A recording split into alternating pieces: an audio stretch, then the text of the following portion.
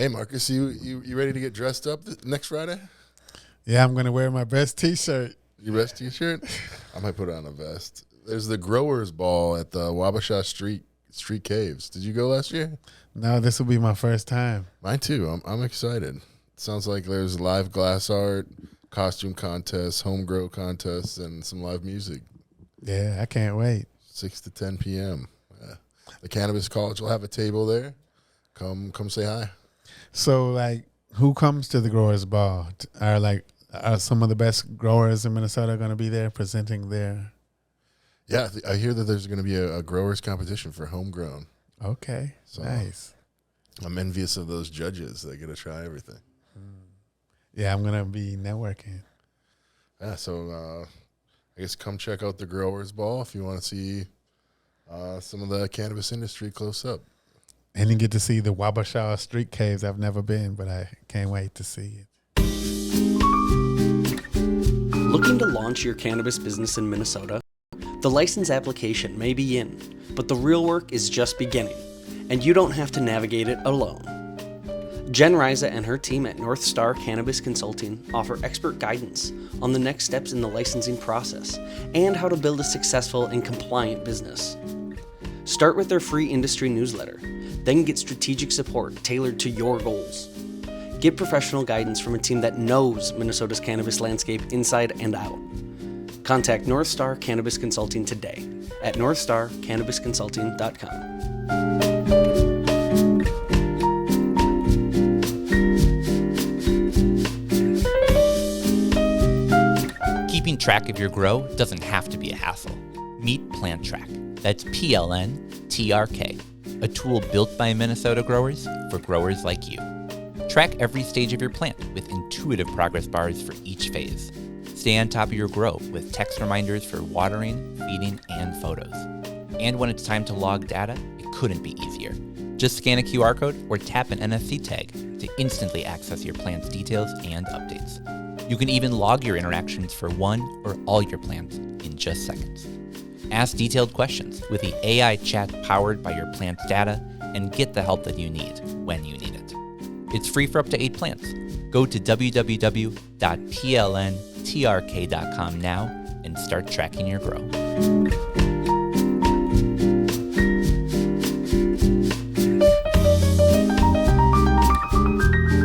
Are you a social equity applicant trying to save money on LED grow lights? Then here's some good news for you. You could get up to 75% off your lighting project, covered entirely by rebates, when you team up with a local nonprofit, Center for Energy and Environment. Since 2000, CEE has provided free energy consulting to XL Energy customers throughout Minnesota. Their team of lighting experts will help you get the highest rebates possible and take care of the paperwork so you don't have to. Starting a grow operation can be overwhelming, so take advantage of this free support from CEE. Go to mncee.org/GrowLED to sign up for your free consultation and find out how much you can save with lighting rebates. Again, that's mncee.org/GrowLED. Go get signed up today.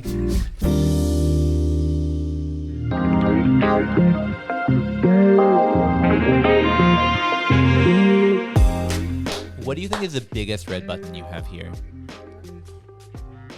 Would it be the record button on the Rodecaster? My belly button. Okay, yeah, that's right. No, yeah, it's probably the audio record button. I'd say it's an inch by an inch and a half, maybe an inch and a quarter by an inch. That's what she said. Yeah, that was gonna say. It's and if I know an inch and a half, if I know any measurement, it's an inch and a half. I think it's like 8 inches. Yeah. That button there, yeah.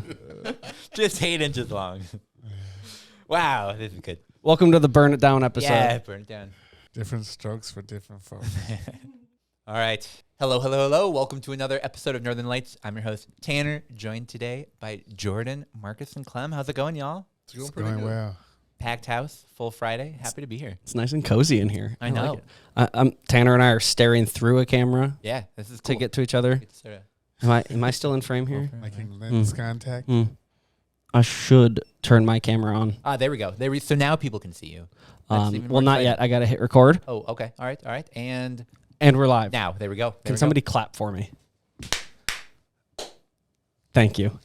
We're going to keep all that in, right? All right, good. All right, good. All right. Friends, we've got so much to cover this week. We've got a ton of news. We were off last week, so we've got 2 weeks worth of news. A little bit later in the episode, we got our friend Matt Delong coming in, talking a little bit about the things that have happened over the past year. It's been a lot and also not that much. And then finally, at the end of the episode, we're going to be doing a season wrap-up because it is the last episode of the season, y'all. Fucking summer break. Not my favorite time of year, but man, this time of year is one of my favorites. When things start getting warmer outside, the plants are officially out enjoying the sun, even if it's a bit cloudy today. But it's a good one. I've now lost audio on my headphones, Oh, God. Everything's falling apart. which is maybe okay. Oh, and we're back. Sick. There we go. And wait. Do you get it out there? Yeah, Loud and clear? everyone's well. Sick. Cool. The live audience, we got, 500, 600 people out here? Yeah, we had to Standing cap it room off only. today. Yeah, I think so. Hey, thank you all for being here from 100 yards that way to 100 yards that way. You guys are the absolute best. Thanks for being here. Unless the fire department is listening, in which case we've got like 12 people. It's like, yeah, I think 48 people. Yeah, I think that's our... whatever the front door says. But Yeah. no, guys, how are you doing? It's been a while since we've all been here in the studio. I'm alive and well. Mm-hmm. How are you enjoying? I mean, it's not your first time being a father, but how are you enjoying new fatherhood? I mean, I'm loving it. It's it's like a renewal. Mm-hmm. Yeah, Very cool. yeah, it's great. And then Clem, you have nothing cool going on, but how are things in your life? I'm just No, it's good. It's just been a whirlwind of trying to juggle everything, I think, because we got that pre-approval, and I've been like driving all around the state trying to find a grow spot, okay, totally. checking out different properties, trying to lock something down. Yeah, because we're like weeks out from hopefully licenses being issued to Yep. people and stores being able to start opening. Yeah, it's crazy. Yeah, we got our pre-approval, and yeah, we got a dispo site. I think that's locked in. But the zoning there, I think Matt DeLong kind of will talk about it in the future interview. But the zoning is different city by city, and so the zoning for a dispensary, we can do anything there but grow. Okay. So we can't have like a vertically integrated one-stop shop at one location. So God forbid, you know. we're looking to grow somewhere. Very cool. Very cool. Yeah, it's an exciting time. I mean, not just seasonally, but also just for our whole industry. Like, I feel like we're just on the precipice, the cusp of like everything. It's so close. Yeah, we can actually smell it now. Mm-hmm. Mm-hmm. Just not in that building that you are looking at because we can't grow there. But, Exactly. Yeah. And as we know, that removes all smell. Well, should we jump into this week's news? Head first, baby. All righty. Well, I think the biggest story of the last couple of weeks that a lot of people have been talking about is the tribal compacts that we've been covering for the last few weeks, months, years. We now have the first one officially signed with White Earth. I mean, what are your guys' initial takes on the fact that, you know, at least there's some progress? I mean, good for White Earth. Congratulations to them. I know there's a lot of people in the industry who are feeling that it's unfair, you know. But as I saw a native person post in online cannabis group, they said, "Stop crying and stop crying and level up." There we go. Compete then. Yeah. Honestly, it's the when people are pointing to like native policies and saying like, "Oh, that's just really lopsided." It's sort of like, well, welcome to fucking history. And I guess for one time, it's the other way. Like, shoot, sorry, level up. So yeah, I mean, good for them. I mean, to some extent, it is unfair, but good for them. And like I learned from this guy from New York, because the rollout is pretty. It's fucked up in a lot of states. Mm-hmm. So he was like, instead of spending all your time complaining, just do what you can, you know. And while a lot of people are going to be crying and shit, and maybe they have legitimate grievances, just do what the fuck you can to compete. I mean, it is a competition, so it's not supposed to be fair, I don't think. Fair. Yeah. Yeah, I think we've seen that a lot on the hemp side of you can complain about the rules or you can operate within them and try to build a good business. And yeah, those aren't incompatible, but you certainly got to do the second one. Yeah, no time. I mean, there's no time for excuses. Just do what you can. Yeah. So for people who maybe haven't been following the news, first off, go read the Star Tribune article about it. It's pretty good. But let's jump into what the compact actually says. So it caps the number of retail businesses that White Earth may operate off tribal land to 8. It contains languages that allows the compact to be amended if more favorable terms are developed with other tribal nations. It authorizes trade between businesses licensed by the two governments. So Minnesota licensed businesses, tribal licensed businesses, the term is trade, but I like to use the term sell and buy things to each other. I got a question for you, Tanner. Yeah, for sure. So they're uncapped in the number of businesses they can have on res. Mm-hmm. Does that mean like that's before way of tribal lands? Mm-hmm. Could a business on tribal lands then trade or engage in trade? I guess with a business off tribal lands? Absolutely. Yep. Okay. Yeah. So it doesn't necessarily have to be the tribe's own business. It could be a tribal member's business. Yeah. So it's tricky because in terms of White Earth, and this is where we have a couple different sets of tribal rules. My understanding is that for it to be a tribal cannabis business, it needs to be partially owned by the tribe, at least in White Earth. So you might have some private businesses, but they're still going to be partially owned by the tribe. But your question that you were asking, yeah, we could have people growing hundreds of thousands of square feet on tribal land, and they could sell that anywhere in Minnesota. They're just limited to they can't grow more than 30,000 square feet off tribal land. Yeah, it's intriguing. But we could see some pretty large grows happening. I mean, will the products from the tribal nation-based, producers have to be tested the same way? Yeah, great question. So another part of the compact is, yes, they'll have to still comply with the same testing rules. They'll still have to be packaged in a similar way as adult use products from a non-tribal business. In essence, it will be sort of like a wholesaler selling to a retailer. Just the wholesaler happens to be, in this case, a tribal business. But yeah, they'll still have to, if it's being sold off tribal land, still comply with all the rest of the rules that are put in place, which includes all the potency limits that were put in place. Mm-hmm. So we're going to be seeing that 80% cap also applied to tribal products sold off tribal lands. Isn't there a variance though? Yeah, so it doesn't. Yeah, so literally technically, have to be 80%? if it were at that 80%, there's like that 10% variance that I've heard maybe might be bumped up to 15%, and so 10% of 80 is 8, so you could have up to like 88% on that test before it becomes non-compliant. But will it still be labeled 80%? And so that's the thing is, technically, my understanding of the rules is that it should be. You shouldn't be able to advertise anything over 80% potency, even if the test says 88%. But I have no fucking idea. I think what will probably end up happening is people are going to be accurate to what the test said. You'll get a label that says 88%. They just won't be able to like openly advertise, come buy our 88% tea. I don't know.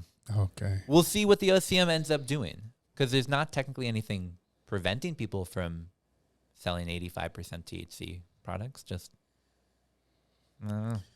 Yes, it's crazy. I'm excited for these rules to be implemented and in effect. Yeah, so we can actually like know what all this really means, because I think there's a lot of Matt Delong in the interview later will use the term doomerism, and I think there are a lot of people that sort of look at the rules and say, this is a disaster. And I will say candidly, me transparently as one of them. But I also think there's a lot of, we just got to figure it out as we go. And hopefully the state will be in the more lenient side, like they were with hemp at first, saying we're here to educate and then correct. Hopefully adult use is similar, but who knows? All right, so that's what the compact says. I mean, what are your guys' takes on this? People listen not just to get the news, but to also hear opinions. I mean, you guys have been around in the industry for a while.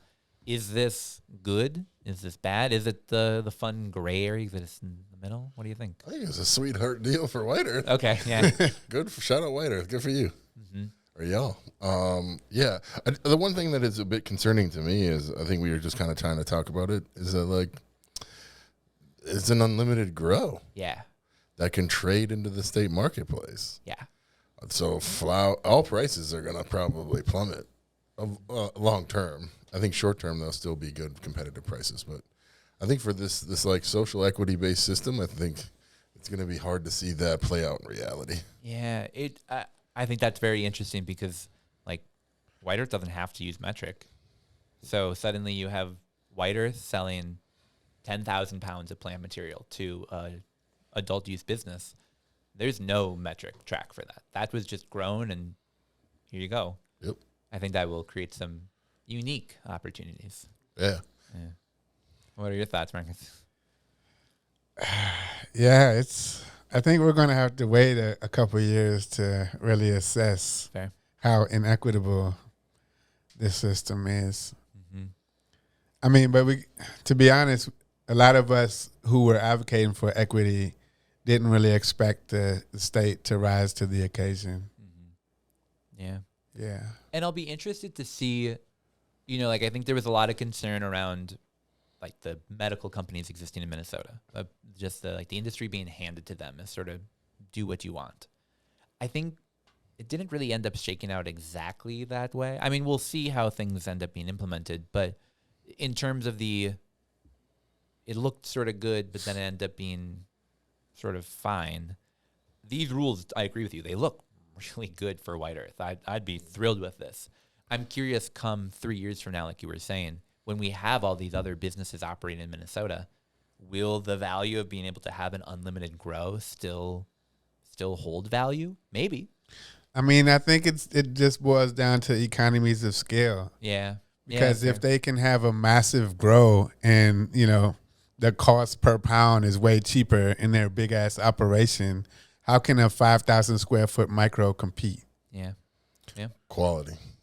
Yeah, quality. That's You're it. right. You're That's right. it. I mean, or be doing something innovative. Yeah. So I think for all the micro business, meso business operators out there, Yeah. Get some good crush turfs. it. Go crush it. Yeah, that's real. I mean, but I think that it's on the industry to educate the consumers about what quality herb is. What is real craft cannabis? It's not mass produced. So yeah, I think that's selling your story, creating a good product that speaks volumes. Yeah. And I mean, we're talking about it's going to be what, a billion or multi-billion industry. Yeah. I think there's plenty of space for everybody to Oh, yeah. succeed. It's a big pie. Yeah. So it's just like, tell your story, do it cool, make good products, and I think you'll be pretty solid. Yeah. I've been trying to tell other people who are aspiring, licensed, pre-approved people or people waiting on it that, we should cooperate. Let's play in the sandbox together, So if there's a network of micros or whatever social equity businesses that can like collaborate to support each other and doing well, all the people who are making products form a good network with the retailers. And Yeah. And that's the part that I think is, I never want to be the person to say like, are we giving the tribes too much control? But I think the one part that's a little bit concerning to me is that the compact provided a transportation license to White Earth to transport anywhere in the state of Minnesota. So our whole industry was cut apart into these various segments so that people had to work together. There was a required aspect of community. They sort of have a program now that if they don't want to work with anyone, I don't have to. They can just grow, they can process, they can sell in a sort of unlimited capacity. yeah, And it makes me wonder if we created an uncontrolled behemoth of our industry, and are we just seeing the early days of that really starting to form? I don't know. So I'm glad it's them and not, Yeah. not GTI. Yeah, and that part. Yeah, absolutely. Right. And that's let's play this out to the extreme end. Man, we have a tribal business that just is doing really well. Like, oh shit, okay. Not the worst problem in the world. I mean, I do see a lot of like anti-native hatred on social media among people that are both waiting to start up their business or people who are consumers. So I'm like, is that going to have an effect? Like, are there going to be people who discriminate against businesses because they are native owned? Yeah. Yeah, I mean, I've heard some people that live in certain reservations say they live within a circle of hate. Some of these regions are surrounded by a lot of racism. Yeah. So I'm wondering how that's going to play out in the marketplace. Yeah, absolutely. I already think people are starting to form their own ideas or stigmas around these businesses off of like a couple months of operation and like 3 storefronts. I don't know if that really fully illustrates the quality that could be grown. Yeah. So time will tell.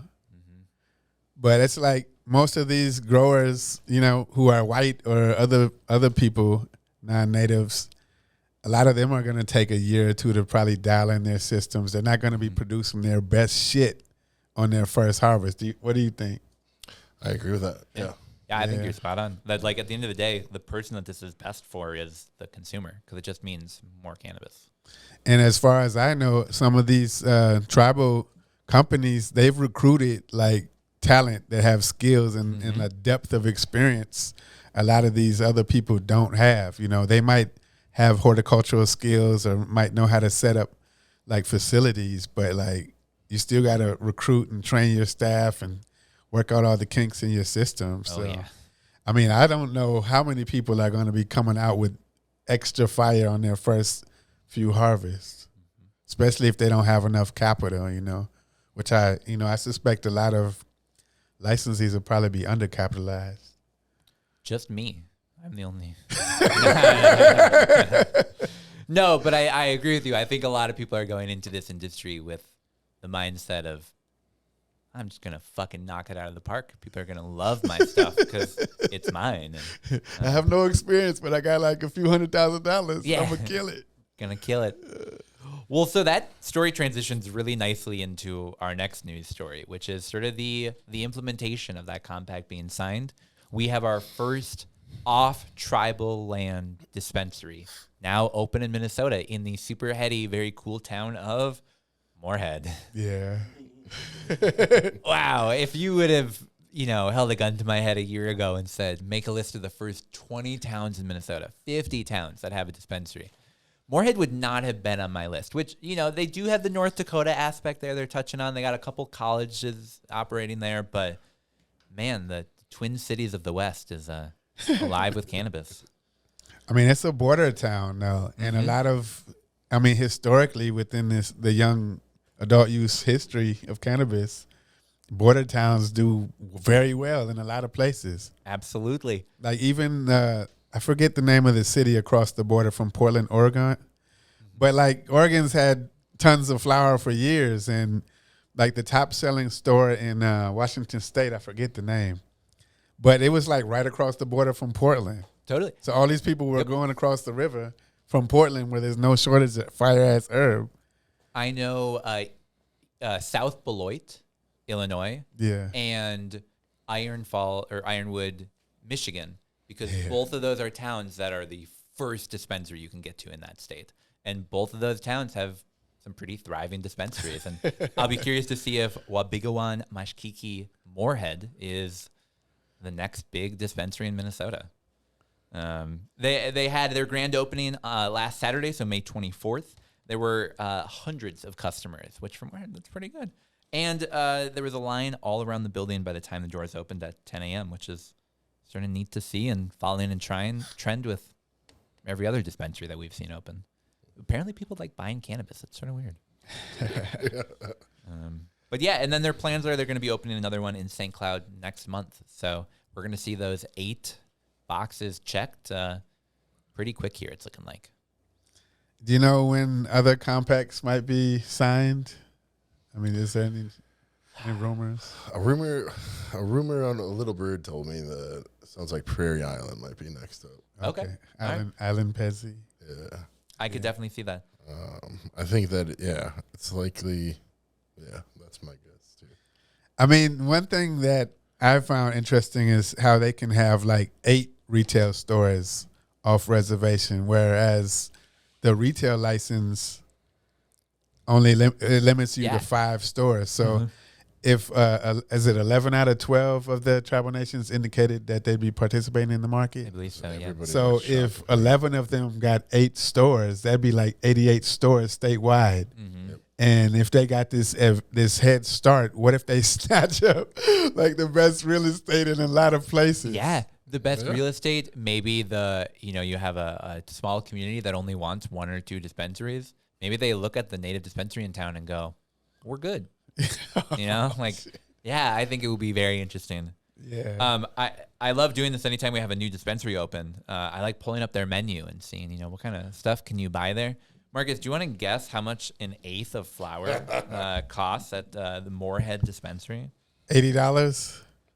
Here's the nice part about our industry. It's getting better. It's only $45. Oh, that's not bad. That's not so close. terrible. You could get 3.5 grams of butters or buttery nutty blints for only $45 for 3.5 grams. You can get an ounce for only $300. Only. Yeah. Oh, they've got one on sale for $275 for an ounce. Yeah. When was the last time one of you guys paid $275 for an ounce? I think in like 2016. Yeah, I was gonna say around the same time. Yeah, it's been a minute. And I was a tourist out of town. Yeah. I see $100 and I'm like, See, and that's the part where we've been so spoiled by other industries we've been able to visit that it's going to be quite a while before Minnesota ever has stores that I walk into and go like, oh yeah, I'll buy that. Eventually we'll get there, but it's gonna take some time. I don't know. When they're selling ounces of oil for $100 in Michigan, it's sort of hard to justify paying $80 for 2 grams in Minnesota. I mean, I know it's like legacy market stuff, but when I was in California a couple years ago, this guy was saying you can get the like AAA California indoor herb these days, pounds for like $1,100. Like that's the best of the best.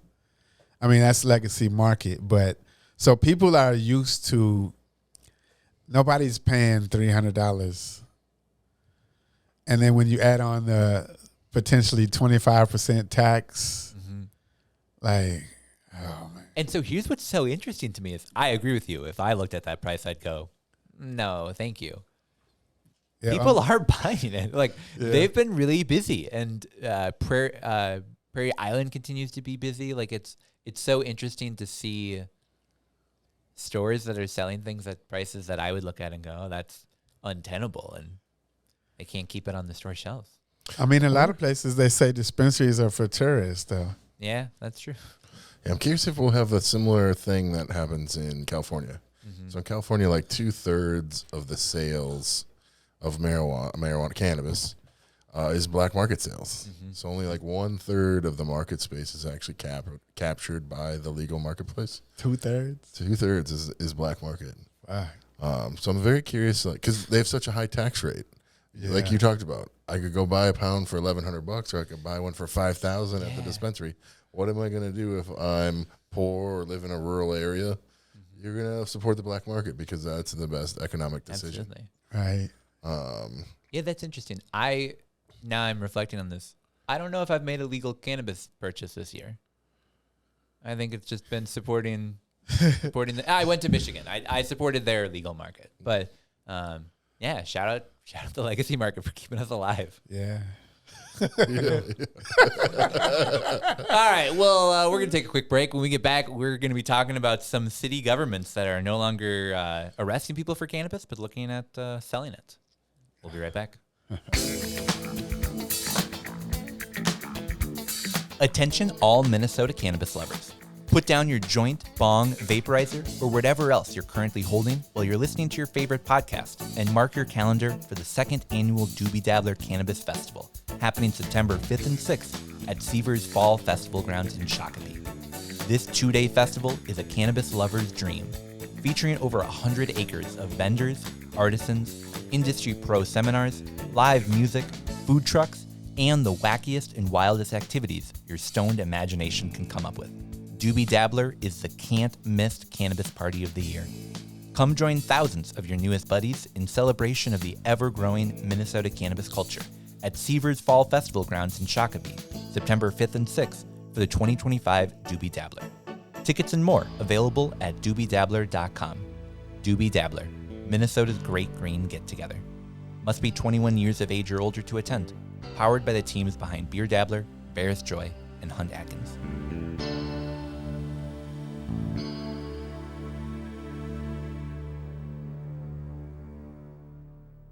And we're back.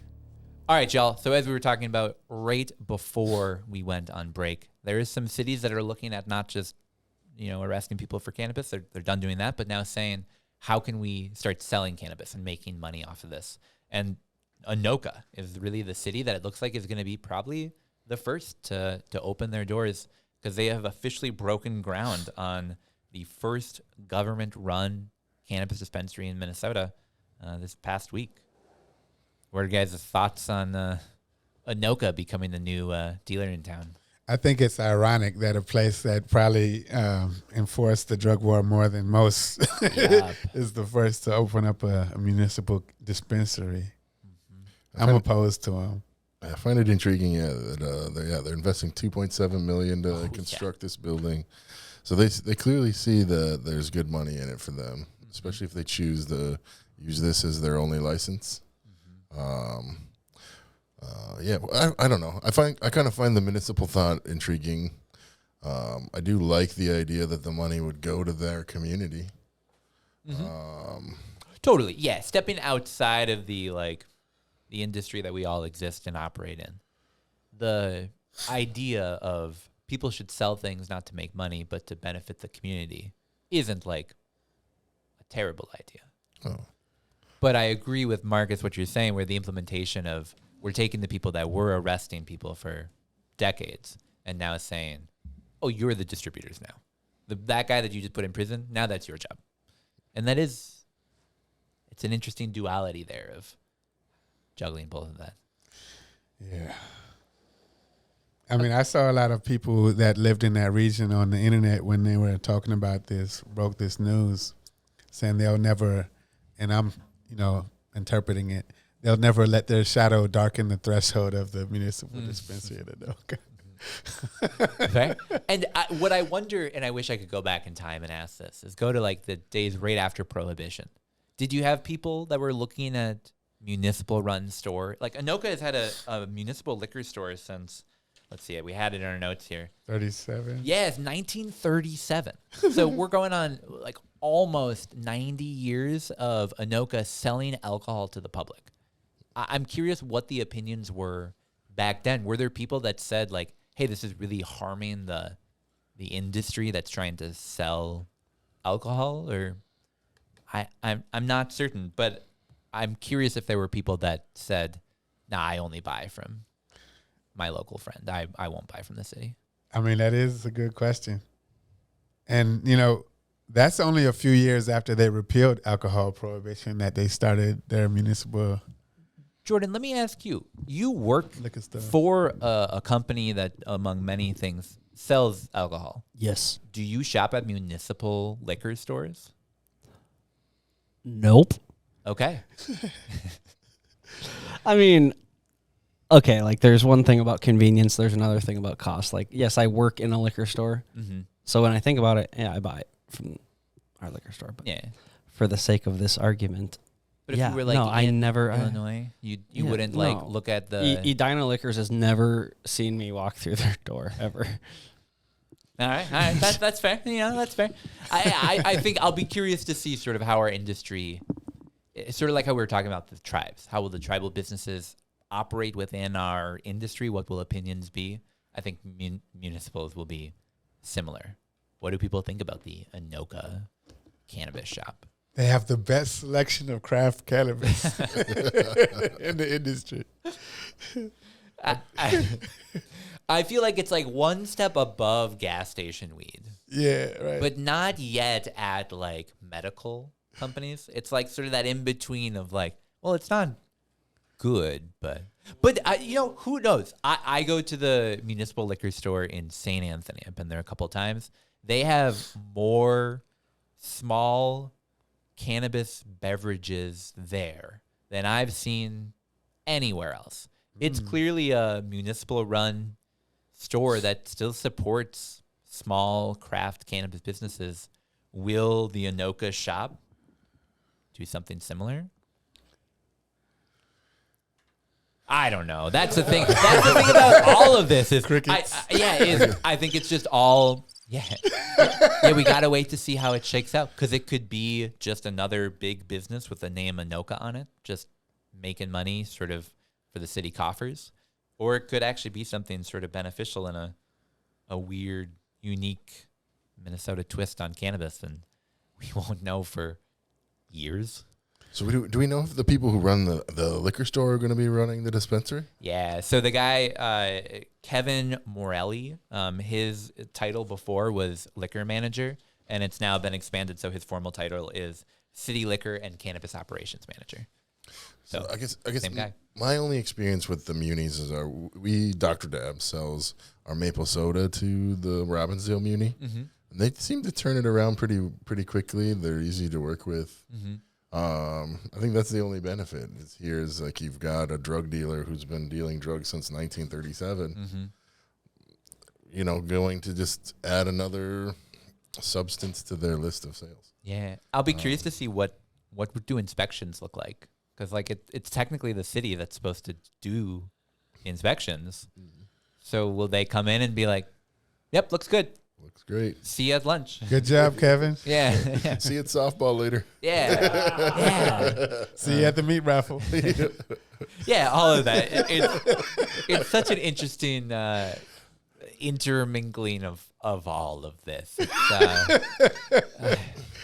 Oh, I'm just hating. I mean, we would be curious if they have like arrest records, like how many people were arrested and sentenced to, cages in Anoka County. Mm-hmm.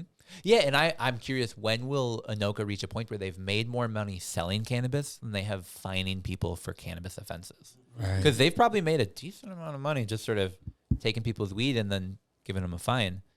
How long until they make more selling? I saw a grower get sentenced to use 2 years in prison inside a Anoka County courtroom. Yeah. I guess it's like a month. Yeah, probably. Yeah, 2 times, probably. depends what the tax is. No, I'm just kidding. They're going to have a big store at 3,000 square feet. Yeah, and $2.7 million. Like, we've been talking to a lot of people over the course of this show, over the course of the Cannabis College, who are looking at starting up businesses. The amount of people that are investing $2.7 million in their retail front, not everyone. That's for sure. No. And it's very interesting, like you said earlier, to see the city see such an opportunity to make money that they're throwing everything at it. Yeah, that's a new build, too. Mm-hmm. Does anybody know where this is? 839 East River Road. Like, is it close to a highway? Like, So it's what are they sort of in expecting? their like downtown area. It's where their municipal liquor store is right now, just basically right across from that. Okay. Probably 10. Is it Highway 10? Yeah. So they're gonna Yes. they're gonna get lots of traffic. Right? Oh yeah, and tons of people that drive through Anoka to get either to the cities or to the cities outward. In fact, if we wanted to drive to Wabigawan, Mashkiki, and Moorhead right now, we'd have to drive. We'd have to drive past Anoka to get there, and so might as well just stop in Anoka. No. It will be interesting to see sort of what this all looks like. And we should say Anoka is one of 13 cities or counties that has applied for a license and is looking to do the exact same thing. So we're not going to have a ton in the early days of our industry. Maybe 1 for every 5 tribal retail storefronts. But even so, that's a lot of city officials, government officials selling weed. And they're only going to allow like one non-municipal dispensary in the city, probably. In Anoka, yep. Yeah, they've already said we're allowing 1, and that's it. It's probably somebody who doesn't have $2.7 million to invest in their store. Who's now directly competing with the city. Is there any guidelines like that these cities have provided? Like, let's say they got 10 applications in Anoka. One of them goes to a Muni. They've got 1 extra one. Nope. They get to choose So- literally any process that they want. Yeah, so they could just be like, "Hey, Tom, here's your license." Yep. Yeah, we looked. That was the most qualified. We opted to go that direction. We're going to choose the most least likely to succeed competitor. I think what they should do is they should assign a cannabis seed to everyone that applies for a license in that city. Plant them all. Give them the same nutrients, the same light, the same water. Let them grow. Harvest them. Whatever gets the best yield, that's the person that gets the license. Wow. So then we only have to wait, 4 months for them to decide who gets. No. But you probably are going to have absurd things where people are drawing sticks or, you put in your application 5 minutes before them. So here you go. Maybe they'll do a city lottery. Well, that'd be fun. I feel like we've been needing more lotteries. I just haven't had enough of those these days. But only if they do like a pre-approval lottery for the city. And then they cancel that one, and then they do an actual lottery, but then maybe do another one like a couple weeks later. All right, well, let's let this rest for today. Jesus. A lot has been happening in the cannabis industry. A lot will be happening over the next couple of weeks and months. What do you guys? Well, we'll get to that a little bit later in the episode, but I'm very excited to see sort of where our whole industry goes by the end of this year. I remember saying early on in the season, by July 4th, we'll probably have sales of adult use flower off tribal land. And I was technically right, but I don't know if more head count. No half points in this show. No half points in this show. Close only hunts and horseshoes and hand grenade, not guessing the date for dispensaries. I mean, how soon do you think like the non-tribal cultivation operations will be started? I think it all depends on when OCM starts clearing people's applications. I talked to Philly at Lucky Strains. He's not a grow, but he runs a small dispensary, and he's got all of his application in to OCM, but had said that it sounded like OCM had yet to like remit it to the city. Because like it has to then get approved by the city, and before OCM gives its final stamp of approval. So I don't know, because it seems weird that the state is like, hey, let's start opening up these dispensaries, but it has yet to follow through on the state system. Absolutely. Well, and yet to follow through on like any cultivation. Like I'm excited for the retailers to get their license and then to go, okay, now what? Yeah. I mean, yeah, because I'm trying to open a dispensary, but I'm like, when does it make sense? So when will we have enough supply in the market to stock shelves? Mm-hmm. I guess as soon as the tribes and the med companies start selling.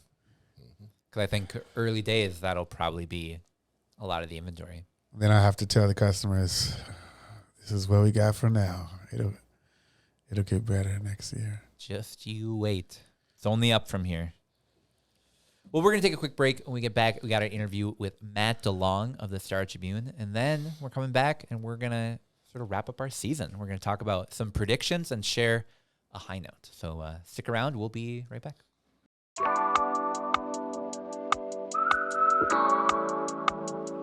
Attention Northern Lights listeners.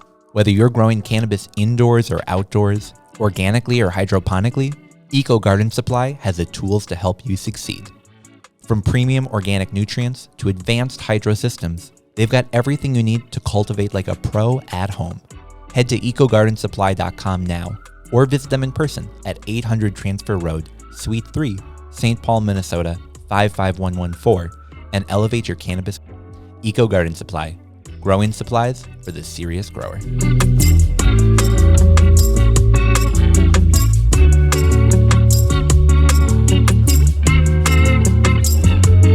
Ever felt like running a cannabis business means running in circles just to get basic banking? Union Bank and Trust gets it.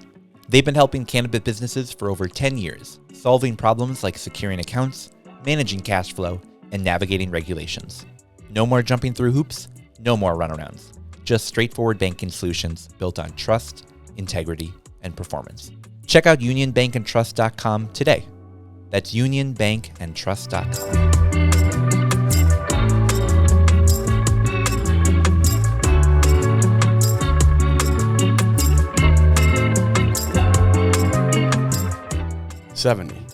Did you know that 70% of businesses fail in the first 10 years? And the number one reason they fail is because they run out of cash.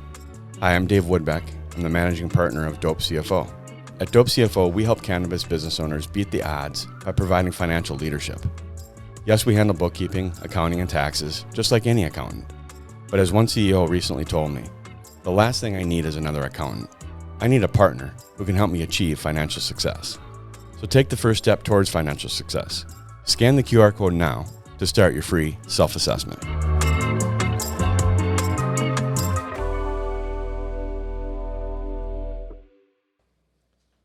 And we're back. We're sitting here with Matt Delong, editor of Nuggets, the Star Tribune's weekly newsletter on the Minnesota cannabis industry. Welcome. Thank you. Yeah, thanks for coming back to the studio. We're happy to have you here to sort of help us round out the end of our season. You were last year in the studio for our episode 3, so about 7-8 months ago. It was a while ago, yeah. Our conversations were like, oh, the upcoming lottery is going to be really exciting, and really excited to see these licenses issued. We're obviously in a very different place. I mean, let's just start with, what has it been like covering this industry for the past year and a half? I mean, it's always been interesting, that's for sure. I mean, a lot has happened in the last however many months that was.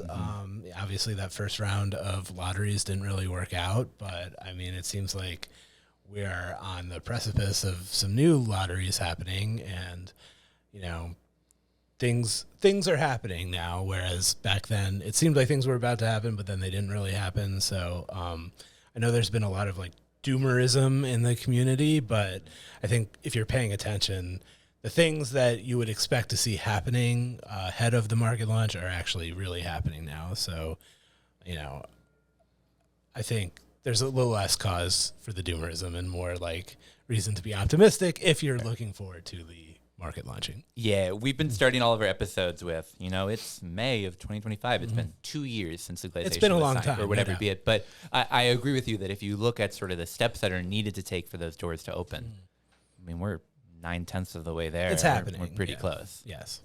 Very cool. Very cool. So I guess what's your take on the rollout? Are there any things that surprised you, either positively or negatively? Yeah, I mean, I thought, you know, especially with the last round of lotteries, the social equity lotteries back in November. I mean, I knew that like litigation was definitely a possibility because it seems to be happening in every state that goes down this path, but I didn't expect it to get canceled outright, and so I guess that was a surprise. And then, you know, the gap of time between then and now, when we're, you know, next week we're supposed to have, you know, those lotteries actually happening. You know, that was quite a long wait in between. So I guess that was a bit of a surprise. But I mean, in the background, I think, you know, if you're talking to the people doing the work, like things have been happening throughout that period that are maybe not visible to the public. And I know people are very excited for things to happen and a little bit, you know, unhappy with how things have gone so far. But I think we are getting to a point where, you know, at some point in the nearest future, we're going to start seeing stores pop up. And I think everybody is looking forward to that. Mm-hmm. Yeah, absolutely. We've found, at least in terms of this podcast, that cannabis news in Minnesota is very like feast or famine. There are some weeks where so many things happen. Last week was crazy. Yeah, absolutely. It was crazy looking through the Nuggets newsletter, and it's like, oh, that's a big story. Oh, that's a big one too. And it's like you get 5 down, and you're like, each of these are pretty impactful for. It was by far the most stories we've written about cannabis in 1 week was last week, and you know, I expect the pace will continue to as stores actually start opening. There's gonna be a lot of news all the time. Totally, yeah. It's interesting looking at the Star Tribune archives from like 2012, 2011, and there's maybe 10, 15 articles on cannabis a year. Yeah, it wasn't a thing. Now we're getting that many in a month, if not more. Yeah, and people are reading them, so I think, you know, there's definitely an excitement among, you know, people in the cannabis community and consumers and whatnot for you know, for things to really start happening. Mm-hmm. What has it been like on the weeks where maybe things are a bit more slow? I mean, we sort of have the shared experience of Friday comes and there needs to be an outline. There needs to be a newsletter. Yeah. What are some of the things that you maybe look to or places that you unearth stories when maybe the OCM is a little more quiet? I mean, so I you know, it's a challenge. Like, regardless of what happens in a given week, like I have to put out a newsletter, and often like Wednesday, I'll be sitting there looking at my blank like Google Doc. I'll be like, okay, I don't really have anything yet. Like, let's see what happens. But for some weird reason, I don't fully understand it. Like Thursday and Friday, news happens, and cannabis news happens, and like mostly Thursday. I don't really know why, but it's, you know, I've been asked occasionally, you know, internally to like maybe move my publish date up to get, you know, not have it be, you know, Friday because, you know, you publish stuff on Friday, like the clock is ticking, people are going to tune out at some point, and you and might then not get as suddenly much it's traffic. old news next week. Yeah, exactly. So, but I've been resisted that. I've been like, we can't do it. It has to be Friday because like news happens late in the week for some reason. But, there's always something happening. Like there's been a lot of stuff happening at the local government level. Every city of any size is like passing a cannabis ordinance. So, paying attention to that stuff. I can also, there are little levers I can pull to fill this newsletter if I need to. I can do an interview with somebody. I can answer questions from readers, stuff like that. So it hasn't come up yet where I haven't had enough news to fill the newsletter. One way or another, it happens. So I've been very lucky, and I feel like it will become less and less challenging when stores start opening. And I think the value of the newsletter will really shine when there is a market. So Yeah, absolutely. that's what we're just trying to get to. I mean, when we launched in October of 2023, I thought we were supposed to be starting, pretty quickly. Oh, yeah. And that didn't really pan out, but, we're getting there. Mm-hmm. Well, and it's been cool sort of seeing the hemp edible side of the market continue to thrive, and the amount of events that have sort of exploded over the past year of people really looking to form the community around this. And I think that's a really valuable part of the newsletter as well, is not just what happened, but what's going to happen and how can you be involved. Yeah. I mean, I'm just trying to be a clearinghouse of information for people who are looking for that information, and people seem to be responding to it. So Very cool. So kind of, can you provide us with what a typical day in the life of Matt Delong is at the Strip? I mean, so this is not the only thing I do. I'm involved in other stuff. I've been involved in like service journalism, initiatives at the Strip. Occasionally, I might do a homepage shift if I get asked to. So, Are you still doing the Minnesota poll as well? I do oversee that very cool. as well. Can't really talk about that stuff, but Super fair. Super yeah, fair. but I am involved in that very, very intimately. And so, I mean, I kind of like try to set aside like Wednesday, Thursday are really when I start like planning the newsletter, and then compiling. I'm, talking to a fair number of people every week, whether by text message or phone call. I try to check in with sources, staying on top of like when things are, about to happen. I just want to like not be caught by surprise as much as possible. So a lot of it is just like source maintenance, for lack of a better term, like calling. But then Wednesday I'll start sketching it out. Thursday I'm really like buckling down, like writing what needs to be written. Otherwise, I'm excerpting stuff from our stories and whatnot. But and then I have to lay it out myself, which is a little bit of a process in our system. So Thursday I'm doing that, and then Friday morning I get it edited. Very early in the morning. I'm usually starting at like 6 a.m. on Friday just to like finish it up. Take a final pass through it and tune things up, and then try to send it by 9 a.m. So that's kind of what my week looks like.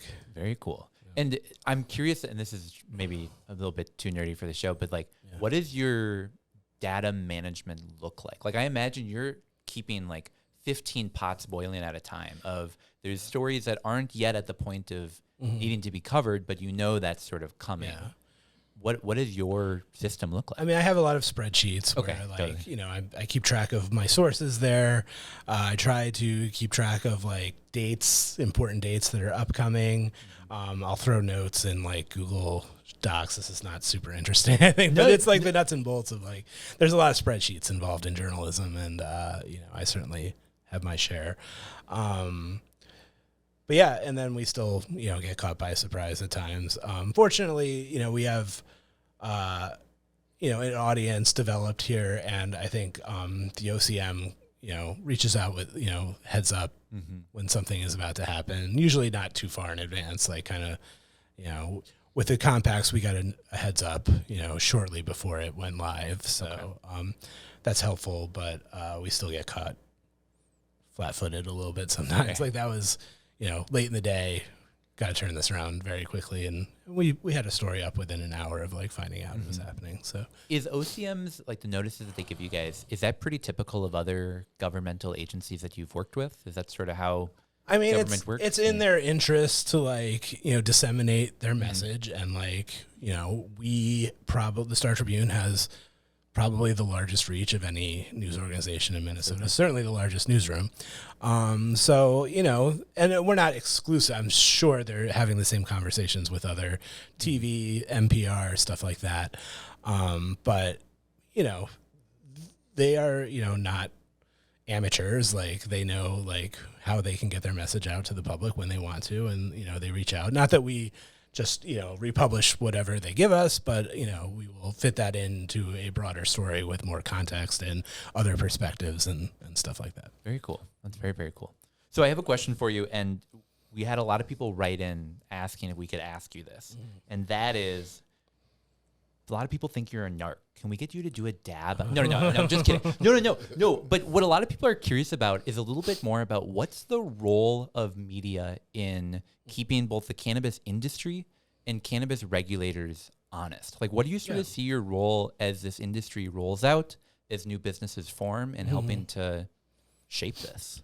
Yeah, I mean, I think accountability is going to be a very important part of what we do when the market is, developing and more fully formed. We've done some already. I mean, we've done, some fairly tough stories on like the tribal operations. I've got some stuff in the works that is definitely on the accountability side. But yeah, I mean, I think, talking to business owners, like making, asking to see their COAs and whatnot when we visit them, and, trying to make sure that things are on the up and up. I mean, the hemp side, I mean, for what I've seen, things are maybe not getting tested the way they're supposed to be. I think there's a lot of, they do the potency test. They don't really do the. Hey, what does a batch mean to you? No.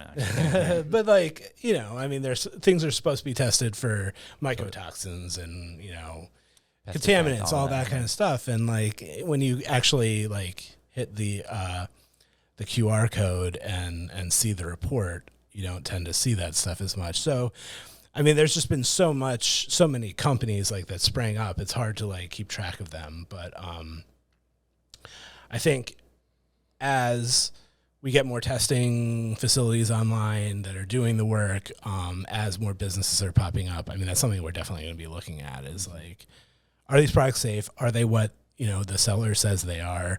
Are they sourced the way that, like they say they are? I think that's all going to be very important. And I'm sure not just the Star Tribune, but other news organizations will be looking to make sure like things are on the up and up. Yeah, it's interesting you say that, because when you look at other states, I feel at times like the people keeping the businesses accountable isn't necessarily the regulators always, but the media. I think of like And the California, customers. for sure. Yeah, like pesticides and heavy metals existing in vape pens was something that like you're not supposed to have. But there's a great article, and I'm forgetting the paper's name, but Los Angeles Times. yes, thank you. Yeah, that ran through a bunch of them and said actually a lot of these products are way past what it should be, and the state regulators can only do so much in terms of that. So having the media step in to help to sort of inform consumers on what they're buying, I think is so important. Yeah. The work the Los Angeles Times has been doing on the cannabis industry, I feel is like the gold standard for what like news organizations should be doing. I mean, I think they found like 90% of the weed being sold at dispensaries was contaminated with pesticides that aren't even on the list of, absolutely. I mean, the state has their list of banned pesticides, but then there's all these other pesticides that are new, like coming from China, whatnot, and whatnot. And, those are being used, in the black market, and black market stuff is finding its way to dispensaries. So, I think their work also, mapping all the illegal grows in like Northern California is amazing. So I hope to, do stuff like that. I think Minnesota and California are fairly different in what the black market looks like. Absolutely. So, I mean, it's not going to be a one-to-one kind of thing of us trying to copy them, but I think it's a good inspiration of like what accountability journalism can look like. Very cool. Very, very cool. Yeah, I think they also do a really good job of keeping not just the industry accountable, but also regulators exploring like the impact of taxation and how Absolutely. really that drives consumer purchasing patterns in a pretty significant way. Yes, absolutely. So, what do you think are some underreported topics in cannabis, as well as like an unreported topic that's not cannabis? Oh, okay. Underreported. I mean, I think like what's happening with the tribes, good and bad, generally is underreported. It's very difficult to report on internal tribal things because they're sovereign nations. They have their own laws, their own regulations. We don't, with state government, if we have trouble getting information, we can file records requests, data practices requests to get information. We just don't have those kinds of levers to pull. And if the tribe doesn't want to talk to us, they don't have to, and there's not a lot we can do about it. Yeah. So I think a lot has been happening there. I think if they want a story to get out, like they'll talk to you. But if in my experience reporting these kinds of stories, like if they don't want to, like they don't necessarily have to. So it can be a challenge. I'm sorry, what was the second part of that question? What is like a non-cannabis topic or issue that you're involved in or thinking about that you think's underreported? I mean, I'm really interested in what people here think about. I mean, this is not anything related to cannabis, but there's obviously a lot happening at the federal level in terms of, changes happening very rapidly. Gestures towards everything Yes, around yes, us. the dismantling exactly. of like agencies, stuff like that. So I think something that I'm interested in is trying to gauge what opinion on the local level is towards all these things that are happening at the national level, and stay tuned on that. I think we'll have some interesting things. So a question that's sort of the counter of that one. Underreported, I think, is often asked, but I'm curious, is there something that you think was underread? Maybe that you published or wrote that you said, I feel like this is really an important story that maybe it just didn't break through the public discourse. I mean, last week, we had all those stories. There was like the tribal compacts happened. There's the end of the legislative session where they passed the cannabis omnibus bill. And then also there's kind of at the last minute, the governor and leaders in the legislature announced that, oh, by the way, we're looking at raising the cannabis tax. And, that kind of came out of nowhere. And there's obviously been a lot of pushback to that since this industry is not even off the ground yet. And we're already talking about tax increases. But at the same time, there is a big budget hole coming from these federal issues that we were just talking about. So we did a story about some of the pushback on the cannabis taxes, and it was very underread in my opinion. I mean, maybe we were a little late to it, but we wanted to wait until, we could get a handle on what the actual opposition looked like to it. And there was that rally at the Capitol that my colleague Ryan Faircloth went to, and I think that was a good moment to do that story.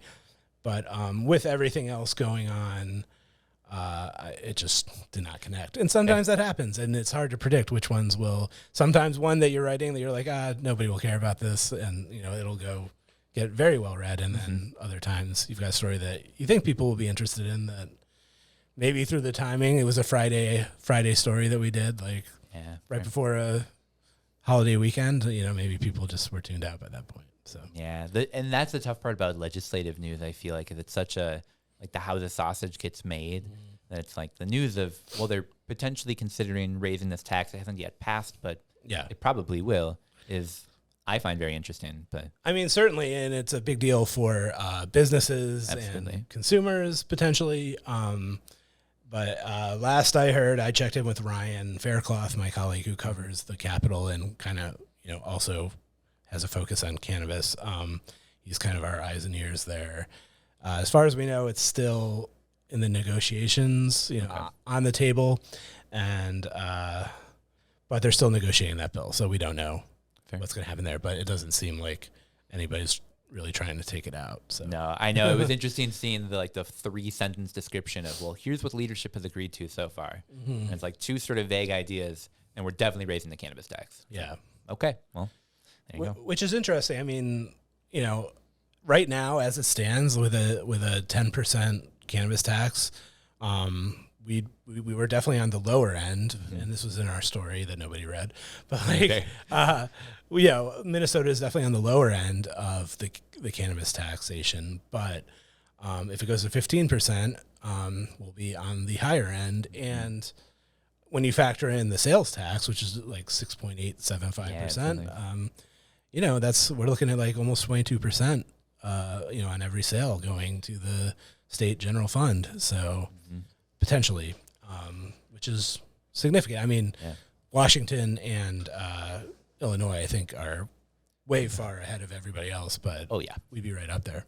I think we'd be third, maybe. Yeah, and I think we'd be the first state to raise our taxes before any taxable adult use sale happens. Yeah. But who knows? So, Matt, one of the questions that I asked you at the end of our interview last time was, what are some of the stories that you're looking forward to over the next couple of months? I went back and listened to that. We were pretty spot on last time. Some of the things that we saw coming, of course, it's sort of the roadmap. They're following it. We're getting to the point where once those licenses are issued, that roadmap sort of goes in an unclear direction. Like a kid graduating from college, it's sort of, what do you want to do? What do you think is sort of the next direction that Nuggets of Star Tribune will cover once the industry is open? I mean, I think the entire landscape changes, obviously, once we start having state licensed businesses coming on the scene.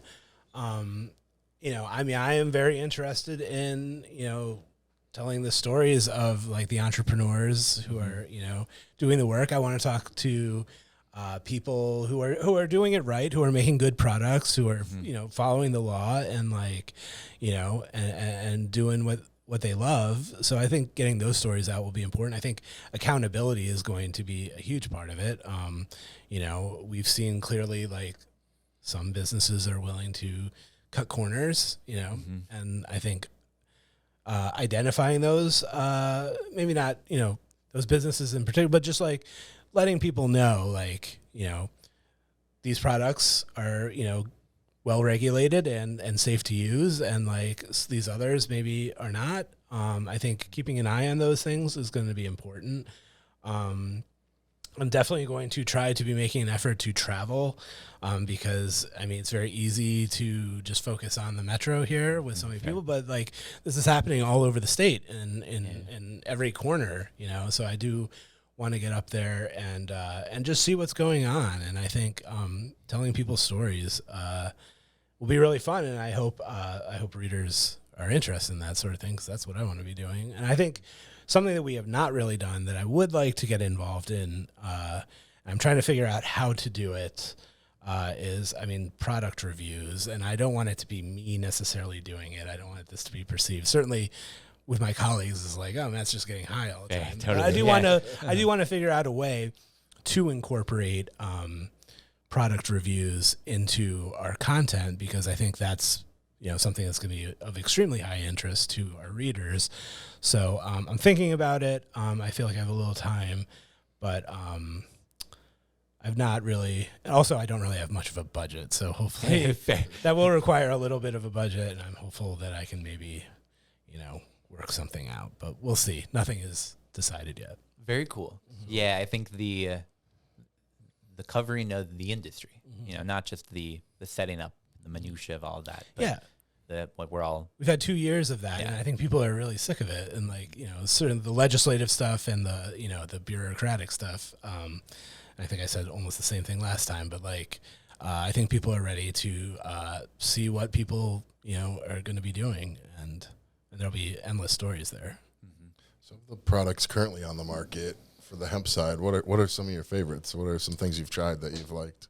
When I'm buying like gummies, there's a couple things. Like I've for the last like month and a half, I've had some pretty severe nerve pain in my leg, and it's much better now than it was a month and a half ago. But I've been really looking at CBD stuff with like, what I look for is not necessarily what the general consumer is looking for, but like stuff with like low THC and high CBD for pain relief. I found some fairly good products there. Also for sleep, like CBD, CBN, that sort of thing. Those are the like gummies that I gravitate to. So like individual products, like the names, I really like Natrium's nighttime gummies. Okay, very cool. The blue raspberry, pea flower ones. Those are the best ones I've encountered. I've also used the Foundry's nighttime gummies, which have like melatonin in them. Though I do like the Natrium ones better. I was up at a store in Brooklyn Park, and I got some, I forget what they're called, but they come in a little red or blue tin, and they're like 2 milligrams of THC and 10 milligrams of CBD, which for me is like perfect. I don't want to get super high necessarily all the time. So like having those products that work well for pain have been really helpful for me. As a consumer, it's been interesting for me to walk into stores because I feel like it's now just I walk in and it's like, oh, I know all these people. And it's not necessarily me choosing like, oh, this brand looks really cute, but it's like, I really like this guy. Now that you've been in this industry for a while, you know a lot of the people that are making products. What's it like going in and shopping? Are there, obviously you're not naming names, but are there certain brands that you're like, oh, I've seen this facility, I'm going to stay away from that one? Or the alternative, the more positive of, I've talked to this person, I know their story, I know that, I feel really comfortable taking their products. Yeah, I mean, I don't think, there haven't been too many that I would be like, I'm staying away from that. Okay, all right. I mean, I think from what I know, I think people are generally trying to make good products, and sorry, I'm kind of losing my train of thought. No, you're good. No, in essence, like a lot of the people in the industry. Yeah. When you look at products. Yeah. I mean, I've been going to a lot of stores. Like people like call me up and they're like, I'm opening a store. I'd like for you to come down. Like if I can, I often try to do that. I can't do that for everybody, but like, some people I have relationships with now, and like, I will, try to pop in. And when I go to a store, I don't leave empty handed. I try to like get something that I can like try or like give to somebody else to try, or, my wife has, the same kind of sleep issues and stuff that I have. So like, I'll try to pick something up that we can give a try and see how it goes. So, I've been fortunate, I guess, that I haven't encountered too many like bad actors. I've seen some like questionable stuff, but, so far so good, I guess. Okay. Hey, that's pretty good. I'll take that. Yeah. As long as it's not I walk into a store and there's like 3 products I feel good about. And I will say I haven't been really checking out what's going on in like gas stations and fair. too much. Like I tend to go to like the hemp shops and stuff like that. So you haven't tried the 50,000 milligram gummies? Yeah, I steer clear of all that stuff, and I would recommend other people. Yeah. Also do that. I mean, you don't THCP? Yeah. I mean, with all these like different cannabinoids, I don't know what a lot of them are. So I try. There's a few like CBD, CBN, THC. I guess like CBG a little bit. Those are the ones I kind of gravitate to. But I don't. If it's something I don't know what it is, I am not going to buy it. Probably. I would venture to say that probably some of the people selling it, yeah, don't necessarily know what it is either. I have no doubt. Yeah. I mean, there is one company in particular that has had some well-known issues that I would probably. People keep telling me like these things are still on the stores. I have not been encountering them, but I think you could probably guess what I'm talking about. Absolutely, a small insect, a certain product. Yeah, exactly. And yeah, I agree with you. I've had similar experiences with people telling me, "Oh, I was at X gas station and I saw these pens." That's what I've been hearing. And I haven't personally seen them anywhere, but maybe they're just still under around the counter and haven't. I don't know. It's possible. Yeah. Well, so I really appreciate you coming in today, chatting a little bit more about some of the stuff that you do and also looking forward. I'm excited to have you in next season when hopefully we have licenses issued, doors open, and an entirely different industry to talk about covering. Yeah.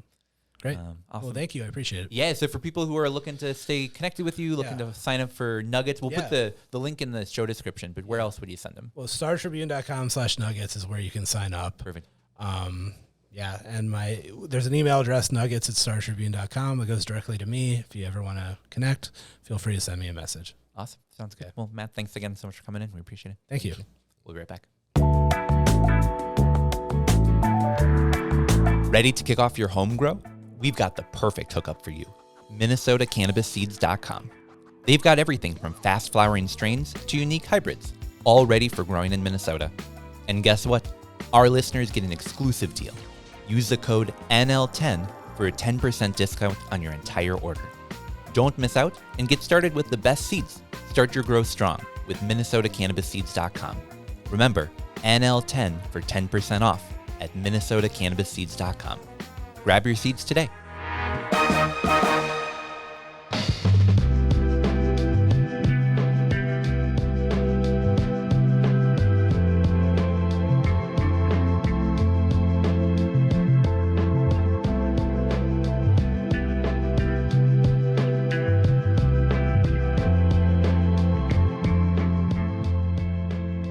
All right, and we're back. So for the final part of our show and our season, we're going to be sharing our high notes, something that we talked about during the week, but I'm curious to hear your guys' high notes in the past, 8 months. What is something that stands out to you over the past 8 months of cannabis as wow, that is something that I'll still be thinking about a couple of years from now. That's one of those stories that wasn't just sort of it was there and then gone, but really continues to shape how our industry looks. Like I said, this is from actually this week. There's a paper called Domesticated Cannabinoid Synthesis Amid a Wild Mosaic Cannabis Pangenome. Okay. All right. And it was published in Nature. So in science, if you get published in Science or Nature, that's the deal. Yeah, You for sure. basically set your career up forever. So the impact factor of this paper is huge. And I think that the one thing that they found, so a pangenome, let's start at the beginning, is a collection of genomes. So they took, I think it's almost 200 different genomes, and compiled that data together to be able to kind of analyze the differences, diverse differences. Because I guess our work at the University of Minnesota, we did the most resolved genome that had existed. Mm-hmm. So, and that was just what I graduated 4 years ago now, 3-4 years ago. So in that time span, I learned that you graduated from his Facebook post. That's just the small world of all of this. Yeah. That now there's 200 additional genomes for cannabis out there in that small time frame. So it's how fast cannabis is moving and evolving is pretty crazy. And that's kind of what this paper is about. It's the areas of the genome where the cannabinoid syntheses are, THC and CBD, are relatively, we could call it sterile, or they've been selected on and bottlenecked. Mm-hmm. So there's not much diversity left in the CBD and THCA synthesis. Interesting. Okay. But they're they're almost like islands of sameness in a sea of chaos. So what the genomes are showing is that most of the rest of the genome hasn't really undergone these domestication events. Wow. So there's still I think the beauty of cannabis is that there's still places to go. Because I think we talk about it off camera, but there's these terpenes, there's these heteroaromatics, there's volatile sulfur compounds. There's this whole suite of chemical compounds cannabis can make for therapeutic benefits that have been largely undomesticated. Yeah. So that's what this paper is showing. A lot of the areas that control the precursors to these really important secondary metabolites haven't undergone that domestication pressure yet. So I think we're just kind of at the beginning of what cannabis can do scientifically. That's really cool. Yeah. Yeah, it's been interesting seeing people sort of better understand the handful of cannabinoids that are sort of floating around in the hemp industry.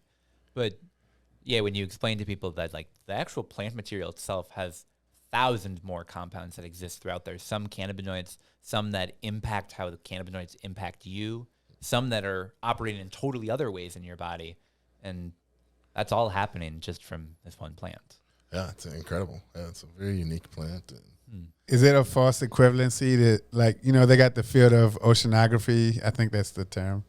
and they say that, even with these scientists who've studied the ocean, human beings only know about like 5% of the ocean.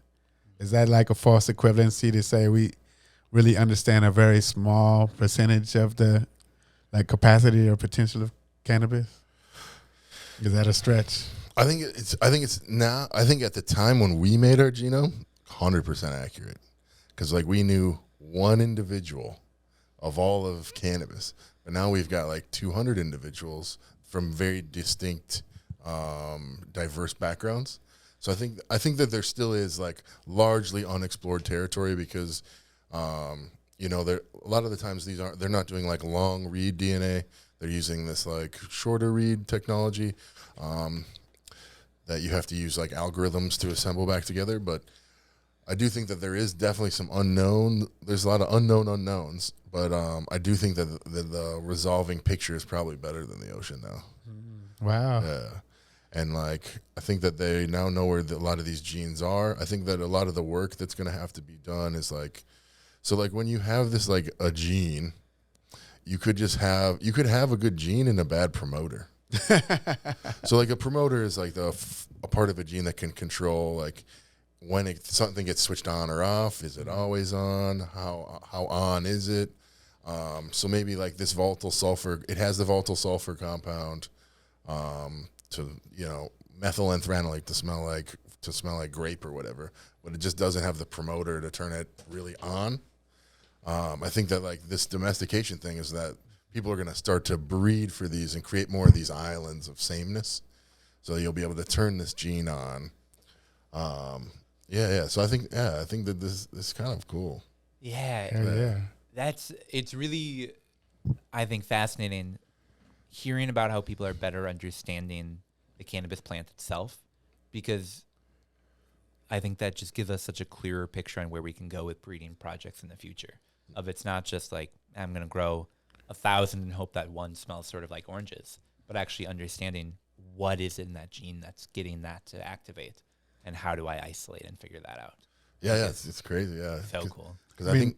Sorry, no. Go ahead. Yeah. So the hop on Tanner's point is like, I do think that probably the next couple years they'll know.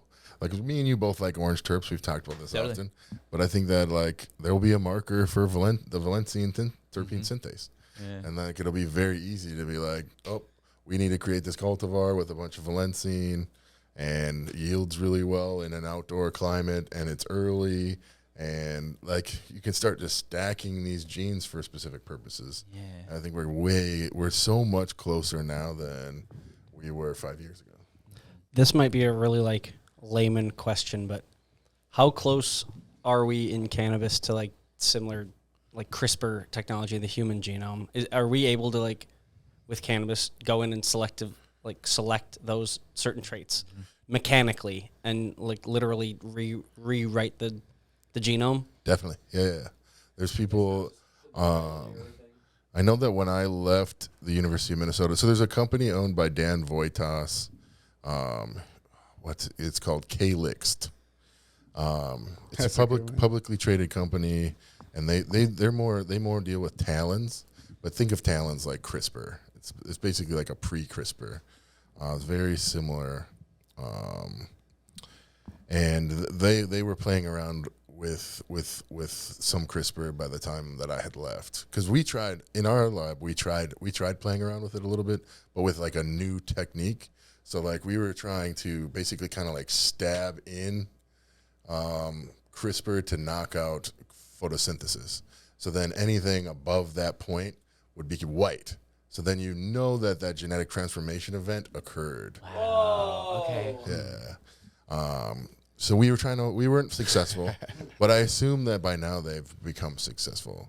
So if the U of M was dipping their toes in it, or U of M related company, I think that somewhere in our country or the world, somebody's doing it in pretty big ways.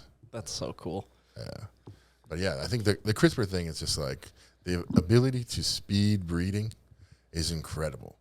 Because we just talked about promoters, like how on something is, how off something is, whatever. You could put the perfect promoter with the gene and put it exactly in the spot you want it in the genome. Because like very early GMO technology, they were literally using tungsten beads in a shotgun, and they were shooting it into plant material, hoping the plant would incorporate enough of this DNA. And then like, so they'd be, sometimes the copies would be in backwards. You didn't know how many copies got incorporated. You didn't know where they got incorporated. So it was like early GMO technology was crude. And now they're at a point where they can pick the exact spot in that genome they want it with the exact promoter. Wow. So the level of control is incredible. I'm just following this to like a natural conclusion, and it's like, is there a downside to this type of tech? Like, how could this be pervasively used? Because it's like, you think in the CRISPR human genome, it's like obviously ends up at eugenics. Yeah, what is that movie with Ethan Hawke? Gattaca. Oh, yeah. Yeah, that was a cool movie. That's essentially kind of this thing. So, yeah, go out and watch Gattaca. That's old school classic. But it's kind of with this technology. Ethan Hawke has a heart condition. He was born the regular way. His parents hooked up in a car, and he got born. Where his brother was like the pre-implantation genetic diagnosis baby. They picked his genes, screened him. He's got he's tall, he's smart. He's got all the traits that. Designer baby. Yeah, he was a designer baby. Builder baby. I do think that like the problem with, the technology is that I think that you run a slippery slope into that. Because as like a parent, like you just had a kid, you want them to be happy and healthy, right? Yeah. And you want to give them every chance you can to succeed. Mm-hmm. So it's just like, I think that this technology is just like a piece of like, you want success for your lineage or whatever, and if you can choose the best set of genes you have to pass them on, you're going to. And then even if like there's people out there that take steroids to bodybuild, like if you could just say, let's say I had some sort of disease and I knew I could take CRISPR to get rid of it, I probably would. Yeah. So I think that eventually humans will almost like domesticate themselves, I think, is the slippery slope with CRISPR technology. Is that we'll start choosing for very specific gene traits. So I'm curious, like this science sounds like cultivators will increasingly have the ability to like, develop cannabis products that'll look and smell and taste a certain way. But like how much closer are we to really being able to produce effects-based products? Because, I mean, we know people take cannabis for a variety of medical or therapeutic reasons, but there's not really a lot of truly like specific effects-based cannabis products out there. Is that something that could happen in the future? I think so. Yeah. I think that if you start combining specific cannabinoid ratios with these volatile sulfur compounds and certain terpenes and certain flavonoids, like I think that you can design things for specific effects. And I think that we're closer than ever to being able to stack those traits in like a single company or university, and then they start breeding for those. Or even understanding what genes have specific cause and effect. And you could take an elite cannabis cultivar and just add or remove the genes you want one at a time. Or you can do cassettes. You could do, I want these 12 genes in this one spot. Like I think if you had money, you could do that today. Taking the idea of like I want the yield of this one and the flavor of this one coming together, you can just do that. Yep. I do think that there needs to be probably more work done, because like even for when we were looking at yield at the University of Minnesota, it was pretty rudimentary. Okay, for sure. So like I do think that we would get a broad, like using our markers, you could get a broad swath of yield, but I think that it's not completely understood all of the things attributing to yield. That's fair. Well, and I think yield is a tough one where it's like if we were changing someone's eye color, I'm sure that's easier than like make them bulkier and stronger, because the things that cause that are just so many more factors than my eye is blue. Yep. I feel like making a plant orangey is just like the expression of the orange gene. Making a plant bigger is a bunch coming together. Exactly. Yeah. So it's like, so we we've got this qualitative trait, Mhm. a trait Yeah. controlled by like a single or small number of genes. There we go. Or a quantitative trait. there is science which is, terms. I like like this. a polygenic trait or quantitative trait where you have many genes that contribute to one specific phenotype. Thanks for the class session, Doc. Appreciate it. Classes in session. Yeah. Yeah, that's just such an interesting one. I'm so excited to see where technology like this goes in the future. Because I think it will, I mean, there are people who don't like GMO foods and say, like, I want to eat all things that are not that. But there's also thousands of people that have been fed throughout the world because we were able to take plants and just sort of make them more efficient in the way that we needed to. I'm curious how genetically modified cannabis will impact our industry. I think it's just like an ability to create cannabinoids extremely cheaply. Because I don't necessarily think you even have to keep them in cannabis itself. Because there's companies out there that are trying to put it in different algae and E. coli. And you brew, like think about it being in a brewery, those huge tanks. Yeah. You could do that with cannabis solution. Yeah. So it's just like, I think that the thing that we love, the plant, the cannabinoids don't necessarily have to be made there. Interesting. I'm going to go to my guy at some point. I'm going to be like, hey, can I get a plastic baggie? And he'll be like, sure. It looks different. This is mold. But trust me, you'll get really high when you smoke it. It grows THC. Wow. Just add water. Just add water. Wow, well, that's a good one. I'm going to be thinking about that one. I think lot in the I think the thing that I'm more curious about is like, are there other systems of plants that make trichomes or whatever that are more apt, that could be better at making cannabinoids than cannabis? Fair. Yeah, not just pushing up to that like 25% theoretical maximum, but Yeah. Could 30, we actually could we really get in the 30s or 40s or could you have an apple or some other sort of receptacle for THC? Could you eat some strawberries and get a little buzz? Yeah, we've talked about this on the show before. I'm picturing just biting into a Honey Crispy apple. There you go. Honey Crisp, but with a Z. Exactly. Yeah. You're giving too many people ideas. Yeah. Trademark. Yeah. I'm in Cannabis College. No. Well, so one question that I have about this, and then I'm curious to hear your word, Marcus. Do you think we'll see more utilization of this technology leading to more like patented, protected cultivar strains of like, oh, this is super boof, but it's special because I juiced it up a little bit and nobody else can grow this, sort of like Monsanto and corn? I think short term. Okay. I think short term, yes and no. Okay. So right now, you can't legally protect cannabis cultivars due to laws. Okay. Like Yeah, since it's federally illegal, I think the patent thing ends up in the federal realm. yeah, that makes sense. So I'm going to say short term, no. Do I think companies are doing this and holding on to that and not releasing it or releasing it into some sort of subsidiary environment? I think that's definitely happening. Okay. But I think long term, yes, for sure. Because think about it, like the University of Minnesota, their most recent apple varieties, let's just put it this way, like the name is escaping me right now. The names are escaping me right now. But what they do is let's just say they have Honeycrisp is now off patent, but let's just say Honeycrisp. Honeycrisp grown in Minnesota is called Honeycrisp. Honeycrisp grown in Wisconsin, Washington could be called Snow Sweet. Okay.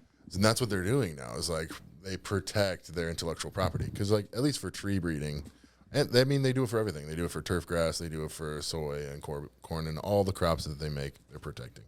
Because it takes significant amount of time and resources to make these things, especially on the apple side. It's usually like a person's career. They may develop something. So it's like, and I think that in our world, we just don't live like that. Like, it's like, yo, Tanner, you got the banana tangies. I want to cross that with my clementine. And like, we just do that. And that's just like a thing in our industry where it's like in any other industry, that's not done in terms of like agronomic crops. Yeah. You don't just have like McDonald's calling Burger King and saying like, hey, what kind of potato are you guys growing? We'd love to grow the same. 100%. Yeah. So I do think that I do one problem that we probably will see is probably like those kind of cultivars will be grown. You'll only be able to get them at like certain places. It won't be so widespread as like everybody and their brother knows Mac or Blue Dreams or AK-47, just the ability for them to go into the commercial sphere so easily. And I don't think that the future cultivars are going to move through commerce as easily. Now you can only get them in Anoka. Yeah, literally. All right, well, Marcus, what were some of the things that over the past couple of months have sort of caught your eye about the Minnesota cannabis industry or cannabis generally or just otherwise? I mean, I think the proposed tax increase caught my attention a little bit. You know, and I think that's it's dumb and it's unfortunate, but it's not surprising.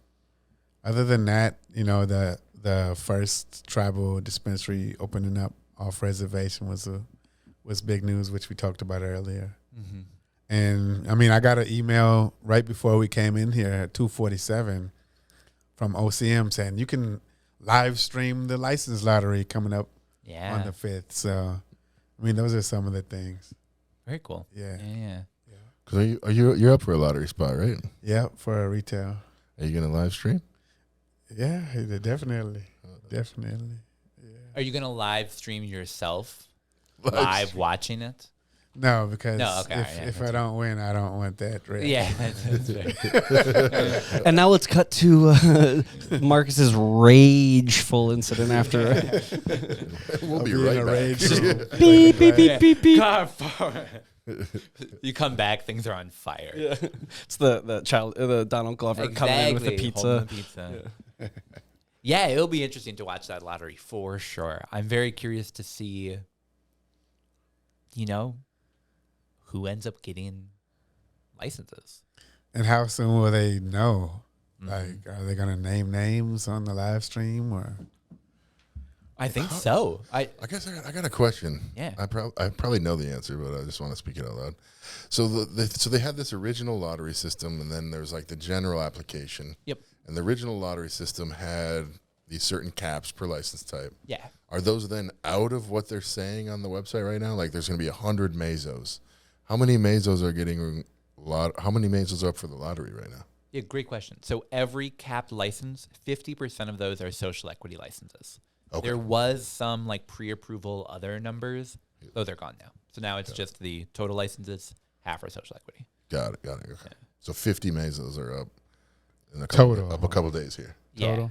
Just in the social equity round. And then when they do the general round after that, there'll be a new set of 50 that are up. So there's 100 total Mezzos? Yes. I thought there was only 50. I might be misrecalling, but my understanding is that once they do the general round, they'll have done the full 100. Okay. So is that like a double lottery then? So if you fail the first lottery, you got another shot? Yep. Yeah. Hey. And that's what OCM pointed to say, yeah, we canceled pre-approval, but look, there's still a benefit for being a social equity applicant. You get 2 bites at the apple. And they're moving forward with pre-approving social equity applicants first, even for uncapped licenses. So like as of today, there's 230 some micro pre-approvals, just social equity, not a single general application. Yeah. I think the social equity lottery is at 11 a.m. and all of the social equity applicants who don't hit that lottery get advanced to the 2 p.m. general license lottery. Oh, so they're doing it all on the same day? Yeah. I just read that before I walked in. 11 a.m. and 2 p.m. And then they're doing the third round like a couple weeks later of the rest of the licenses, which will be... Really? Yeah. Just of the retail. They're moving forward with all of the licenses that have any cultivation to tie into them. But in terms of the general full retail round, my understanding is that's happening later. Interesting. Maybe we should pause and double check just so we don't spread. I'm just gonna look real quick just on OCM. I'll do a shameless plug right now. Ah, there we go. Let's do that. Shameless plug. So yeah, Marcus, you were talking about the taxes on Monday. It's looking like Monday I'll have an article in the Minnesota Star Tribune. Yeah. So if you guys want to check it out, it's actually about the potential increase in taxes. Yeah, I got the sneak preview. It was great. Thank you. Yeah, it's changed a little bit more. I bet. But I it's- mean, we got some different. And you're in favor of the Proposals. change, right? No, Definitely. I think that it should be a 50% tag. Yeah. No. Don't give him ideas. All right. Yep. So just to clarify what we talked about previously, the lottery for general applicants for the cannabis retailer license and the second chance for social equity applicants will not happen until July. Oh, damn. That's Isn't fucked up. that That's fucked up. Isn't that terrible? Yeah. So if we don't hit on the 5th of June, we got to wait till July to find That's what out? it's sounding like. Yeah. Oh, wow. Just for the retailer, for cultivation and mezzo, they'll be doing that round same day because we got to get the plants in the ground. Is sort of the mindset. Interesting. Yeah. Yeah. Yeah, it's aren't you guys excited for it to not be the process of cannabis, but just the hey, so what have you guys been smoking? Like I'm looking forward to that. Sharing the plants that we're growing, the things that we're enjoying, and not everything that the state is choosing to do during the day. I wanted to shout out, is it David or Dave? Yeah, shout out Dave, our friend David, Overt Sloth. Yeah, he donated some bud, and it smells and looks fantastic. Because I got 21 more days before I can smoke again. And you're not at all looking forward to. I mean, sometimes I get a little overexcited thinking about it. Have you decided what is going to sort of like break the seal? Like, You know, I've got like 36 jars with a quarter each. So I got like 36 strains at home. This is the 37th option. And I was kind of thinking about this one, but there's a lot of competition. okay, all right, I like that a lot. So yeah, I've got ounces and ounces of options waiting. Jars on jars. Yeah. There used to be a widely known hemp cultivar that was named, I think, Minnesota number 3 or number 5 from back in the 30s. That was a pretty widely grown fiber cultivar.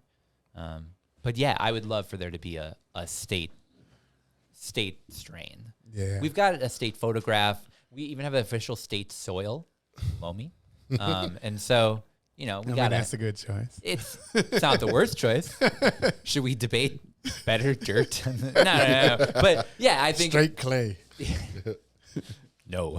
I think for a state that has such a rich cannabis history, having an official strain wouldn't be the worst in the world. Do you guys have any nomination? There's a strain I saw once called Bottom Bitch, but I want to see like a Republican representative introduce. We'd like to have an official state strain. Bottom Bitch.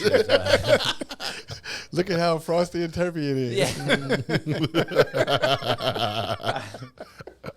Wow. I wonder who bred that one. Mystery. I used to keep a note. That as it is a good strain. you seen it? No, I've never had it before, but I've heard a lot about it.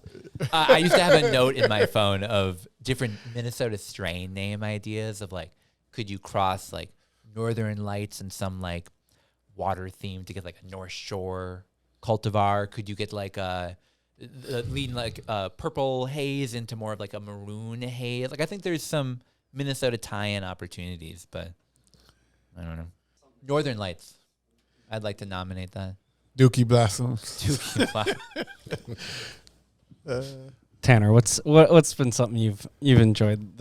So I've been such a doom and gloom guy over the past couple of weeks, and I apologize. But I think the thing that I take away most from the past couple of months is the parts of our rules that actually are really positive. You know, if we look at some of the early days of adult use, not medical, but adult use, we had really restricted products. You would go into stores, you weren't really able to smell things, you weren't able to interact with the product. You got something that was sealed miles away from you, unopened, came in a Mylar bag. That was sort of it. There's a lot of bad in Minnesota's rules as they're written. I don't like the taxation component. I don't like the amount of retention people need to have. I think there's some ridiculous testing standards. I could go on and on. But I also think there are some really good components built into our program that I'm really excited to see be able to play out. I'm excited to go to a store and to hopefully have there be some sort of deli-style concentrate. A bunch of mason jars, I can go up, smell them, interact with it, and have them be able to seal that on site, which under Minnesota's rules, my understanding of them, that would be allowed. I think back to like some of the early days of like West Coast dispensaries where there were huge mason jars and people with like chopsticks picking out the nugs you want. I believe stuff like that will be allowed in Minnesota. Yeah, And I like so- that better. Yeah. Well, there's a lot of just garbage, a lot of shit that's built into our program that's going to make it worse. I think there are a lot of things that we saw that went poorly in other states and corrected, at least tried to shift away from that. And I am excited to see the dispensaries that do operate within the ridiculous rules that we have, but in a way that really is favorable towards consumers. I think there's a lot of, as I've said many times in the show, a lot of bad rules. But I am excited for the opportunities of being able to actually find a dispensary that sells products that I enjoy, not just by buying a bunch of plastic and bringing it home and smelling it, but by actually being able to go and have a conversation with the bud tender. I don't know if those stores will end up happening, but I don't think there's anything stopping them.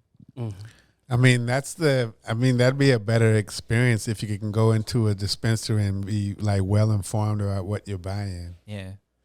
I know it's silly, but like I sort of miss the days of like meeting up with a friend and having him show me like, here are like a couple different ones. Like, oh, give this a smell. It's so cherry. You're going to love that. Like, hey, smell this one. Like, it's a little bit more gassy, but like, man, it's super great couch lock. Like, I like talking to people about weed as, that's why we're here. I'm excited for there to be stores that I can go and I can just talk to people about weed. Yeah. I just picture like a Cold Stone Creamery type setup. You're just pointing through the glass, and then the teenager with the fun little paper hat is just like, sounds good. And they like scoop out a bunch of it and thwap it down into like a 5-gallon bucket for you to bring home. That'd be good. But they got to keep the sizing. You want to walk in and be like, do you want the like it, love it, or the gotta have it? Gotta have it. Get rid of ounces. I want to buy it by the expression.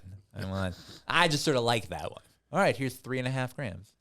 Like, gotta have that one. Yeah, faded, lifted, zonked. There we go. Gotta get zonked, There could be good opportunities here. And then when you tip, every bud tender has to stop what they're doing and sing a very elaborate song. And then I got high. I was gonna get you a weed, then you gave me a tip. And now we're here. Ooh. I was gonna register up. Then you gave me a tip. I feel just something. I don't think we're getting the Emmy this year. No, Tanner. not this year. But who knows?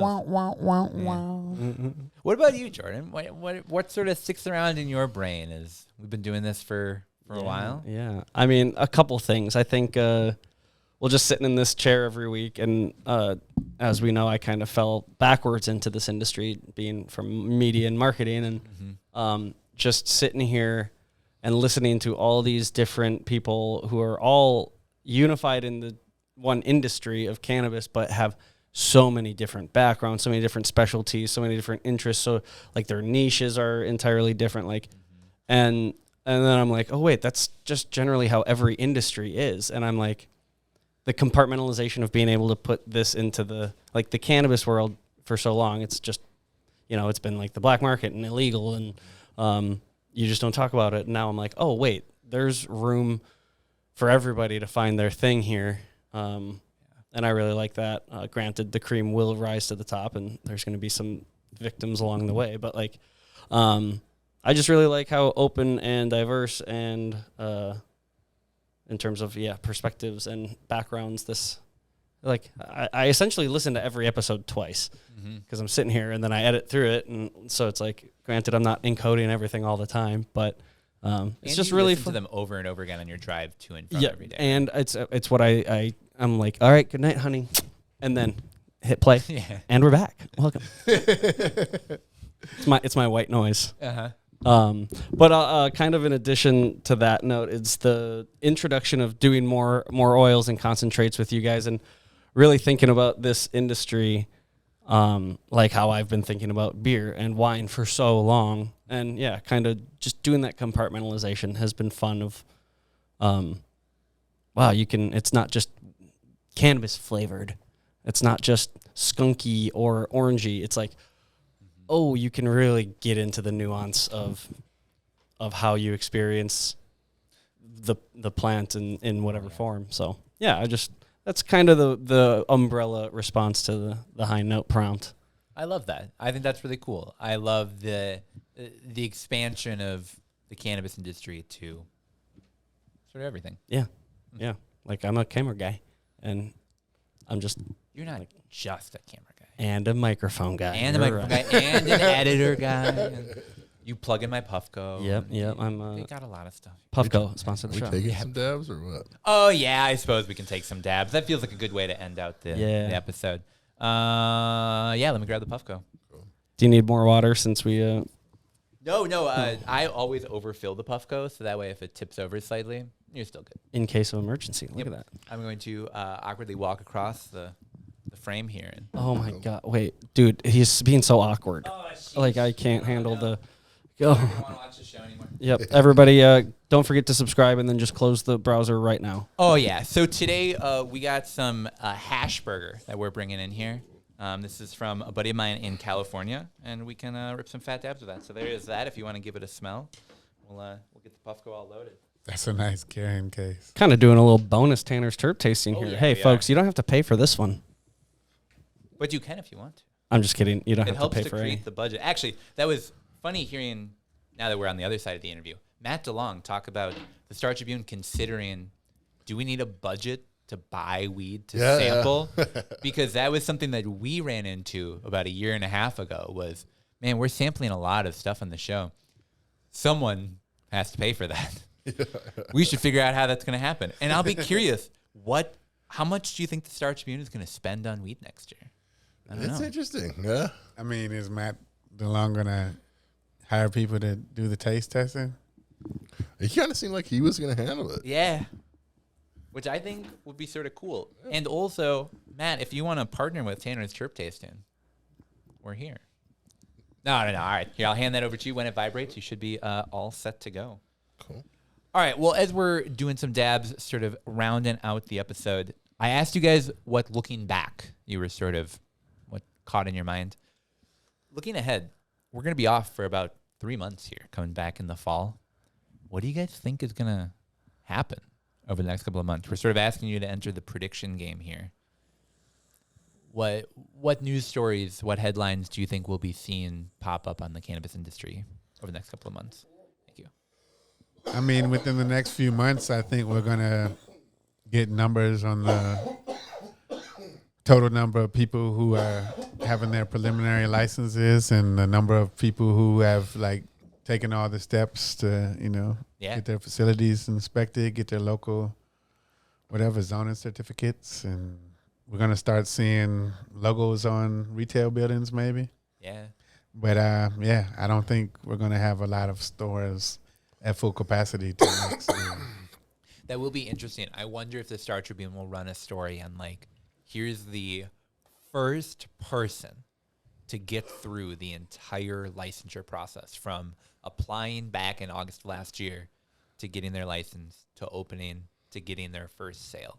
Like, I want to know, what is that timeline that it took someone to get through that thicket?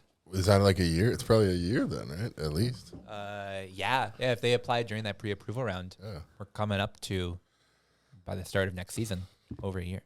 Yeah, I think one of our friends is probably going to get a building like secured in the next weeks, but then it'll probably take a couple months to do the build out, get all the funding secured, and get the build out. All $2.7 million of it.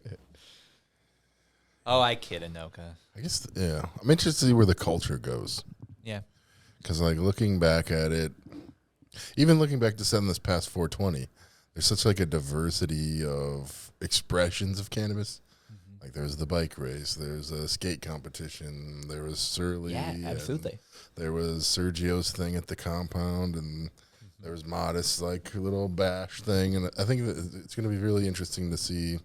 I really hope there's adult use cannabis at the Legacy Cup or Doobie Dabbler. That'd be a lot of fun. So I think we're just at this we're at like a weird cusp of time. Yeah. Yeah, the Legacy Cup is an interesting one because it's one that I've gone to every year, coming up to the 6th year of it. And it'll be crazy that they've gone from, year one, it was just a bunch of CBD products that people could be trying. Then there was sort of like that Delta 8 window where the other category was almost as large as the CBD category combined. We had hemp really take off, and we'll have adult use come in. I'm curious if the legacy cup 2-3 years from now will still be hemp and adult use, or sort of what direction that will take. If it's anything like the Emerald Cup, I think it'll be largely adult use. Yeah. But even at the Emerald Cup, they still had like hemp options. Interesting. Okay. At least in the competition side of things. I don't recall any vendors just selling just hemp. Mm-hmm. So the market will probably move in the wayside of the adult use. Yeah. I guess one question I have is, where do you think we'll see edibles? Because right now we're at like 5 and 50. Mm-hmm. Has there really been there's not a rule? So the only rule that I've seen was not from the rules, but from a statute that said for adult use products is a 200 milligram cap. Okay. And so we'll probably be seeing a lot of 20 serving products throughout Minnesota, which I don't hate. Michigan started at 100, then bumped up. So I'm excited that we're at least at 200. I mean, people could get 200 milligram servings if they have that capacity. Yeah. Well, and that's the thing is, I'm very curious to see, say you own a hemp edible brand, your sales in the metro, if I were to be a betting man, probably will go down because there will be other options for people to get that. But I think of like rural communities where maybe they won't open a dispensary. Hemp will still sort of be the only option in town. And well, people can, of course, drive a town over or wherever to a dispensary. Convenience is a huge factor. And if it's sold in some muni or liquor store in town, I think that as a market will continue to exist. Maybe smaller, but still there. Definitely like the Quick Trip. Yeah, absolutely. Yeah. I went to a movie theater and they had THC products there. It's like they're not going to suddenly become an adult use movie theater. Like that just isn't legally viable. But having hemp edibles is checking a box. And I think we'll continue to have that be all throughout. I mean, how do you feel as somebody who produces low dose hemp derived products, but it's going into the adult use market, and there's people who say like that's not real cannabis, and what if somebody has a sign in their window like real cannabis sold here? Yeah. I find that funny. So I was at shout out Northeast Farmers Market night market at Earl Giles every last Thursday of the month. But so I was doing a sampling of the soda or whatever, and I that's Delta 9. That's not real THC. So I think that there's like this funny misconception of what THC is, even though it is hemp derived THC. It's just that hemp doesn't make as much as cannabis does. Mm-hmm. But I think for me as like a hemp edible manufacturer, I still think there's a place for it. My aunt will never set foot in a dispensary. Would she go to the co-op? For sure. Mm-hmm. So I think that there's still a space for hemp-derived edibles, and I think on the short term, like we kind of talked about, there's no production yet. Yeah. Mm-hmm. All that production's going to get sold into the flower market. Yeah. How much distillate and further manufactured products are even going to be out there right away? So it's just like, absolutely. Is that, even though it's 200 milligrams or whatever, is that going to be able to compete on the hemp side? Yeah. For price per milligram. And we still have the weird like hemp laws that exist nationally where like, sure, I can buy an adult use product. It's technically supposed to stay here. Whereas like if I was getting on a plane tomorrow, I could bring 30 of those in my bag. Yep. They'd maybe question it, but there's nothing preventing it. Mm-hmm. So I think there's still, at least in the first couple years, I think there's going to be a strong place for these hemp-derived edibles and beverages. Yeah, especially because, and I think this is one of the things that will be most interesting, they'll be able to sell hemp products at adult use dispensaries. Mm-hmm. So you'll walk into an adult use dispensary in their early days, and I would venture probably 4/5 of their shelves will be actually just hemp products now in a new location, along with a couple flower options. A couple. Well, if you look at the wonderful Moorhead shop right now, you've got eight options. That's pretty good. You know, Not bad. could be worse. Yeah. Island Peze on their grand opening day. Later in the day, you had 0 options. So, at least it's something. What they were selling out. Yeah. Nice. Or something. All right. Trying to think of where we're at in the circle. We were talking about what things that we're looking ahead to. We did the dab, and now we've lost all frame and Now this structure. is a weed podcast. This is the weed podcast. We have entered the weed part of the show. Yeah. Well, I mean, what are other people looking forward to? I mean, I'm excited to see licenses roll out. I'm excited to see stuff start to grow. I'm excited for people to stop talking about the license rollout process. How many years do you think it will be before people stop mentioning this? 2. 1 or 2. Like, do you think 2 years from now people will still say like, my business would be doing so much better if only that licensure process didn't fucking up? I think we probably got like 5 years of that. You think so? I think so. Yeah, I think people hold grudges for a long time. But I mean, I think it's going to be a bloodbath among the people who get licenses because, I don't know if most of them will have enough money yeah, that's fair. or a solid enough team to survive. Because what is it in business? Like even in an average industry, is it like half that survived the first year?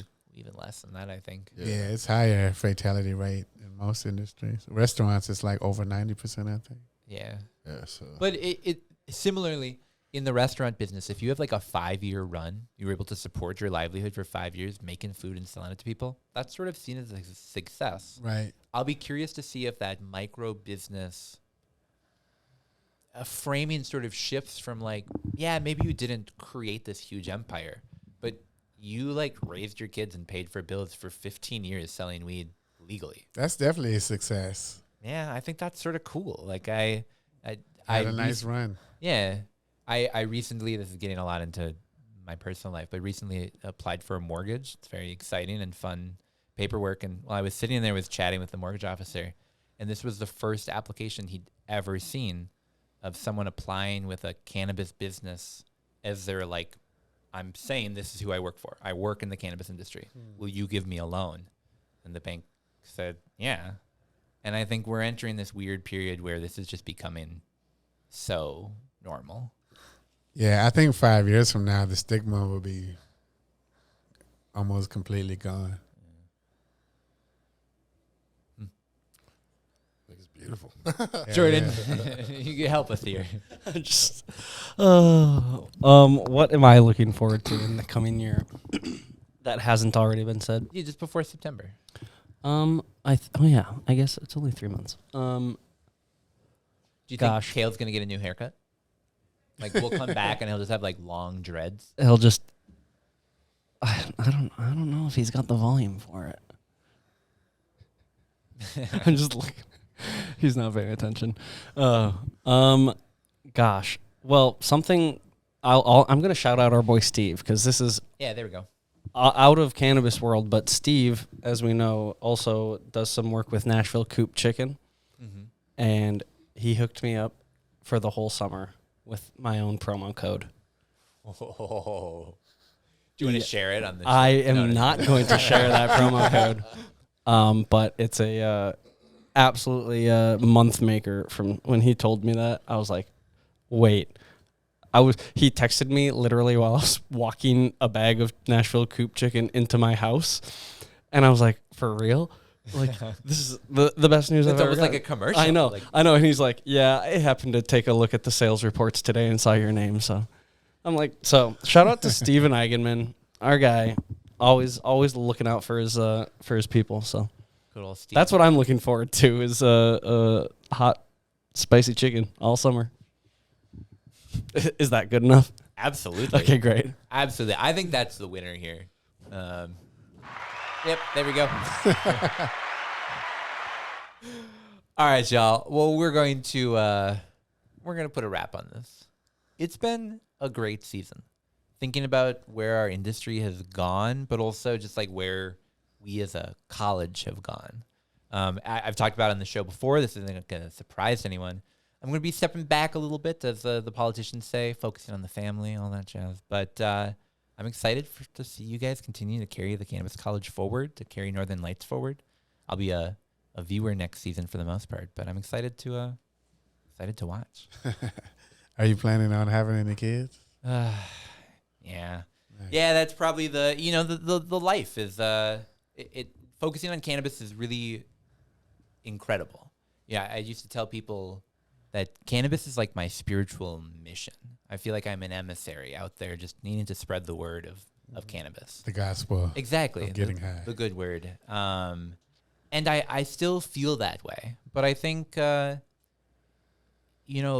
has an interesting way of showing you what's important. And I think I'm excited to see our industry roll out. I'm excited to see this all come together and form. But I'm also really excited to have a life outside of cannabis.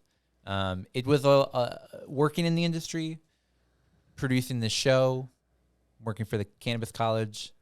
My life has been basically just cannabis for like 4 or 5 years now. And I'm excited to go to a party and not talk about cannabis. I mean, I love talking about it, but I'm excited to develop other parts of my pie, if you will, and build that up. So, that's what's up. Yeah. One more question though.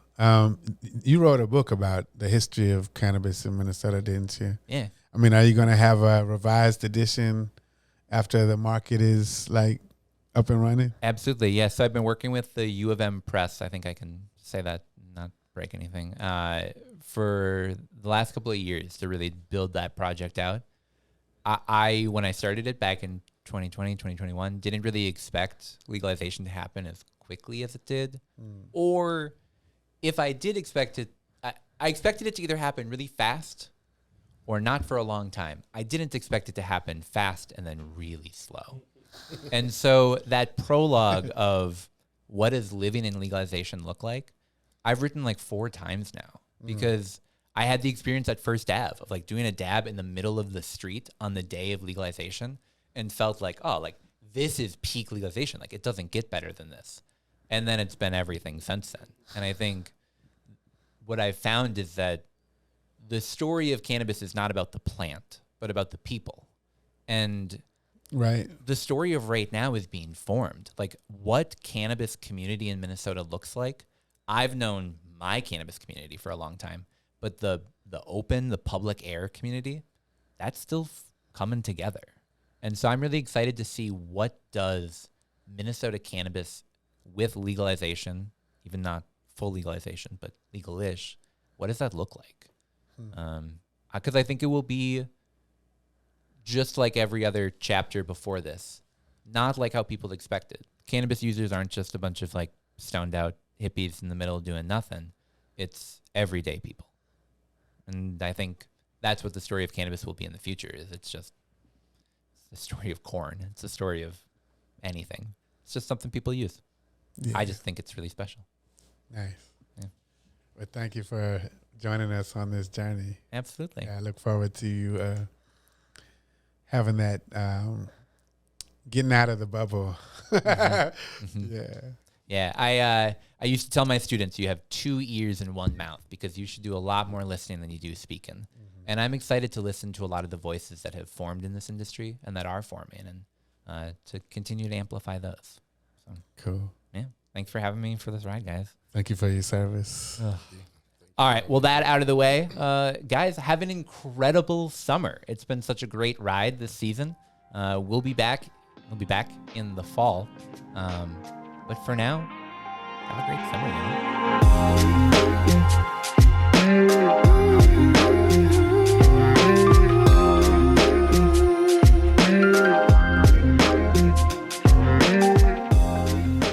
Northern Lights is a Minnesota Cannabis College production. This episode was produced by me, Tanner Barris, and by Steve Eigenman and Jordan Whiff. Production assistance from Marcus Harkis, Shayna Payton, and John Barty. Video and audio recording at the Dabbler Depot studio by Jordan Whiff.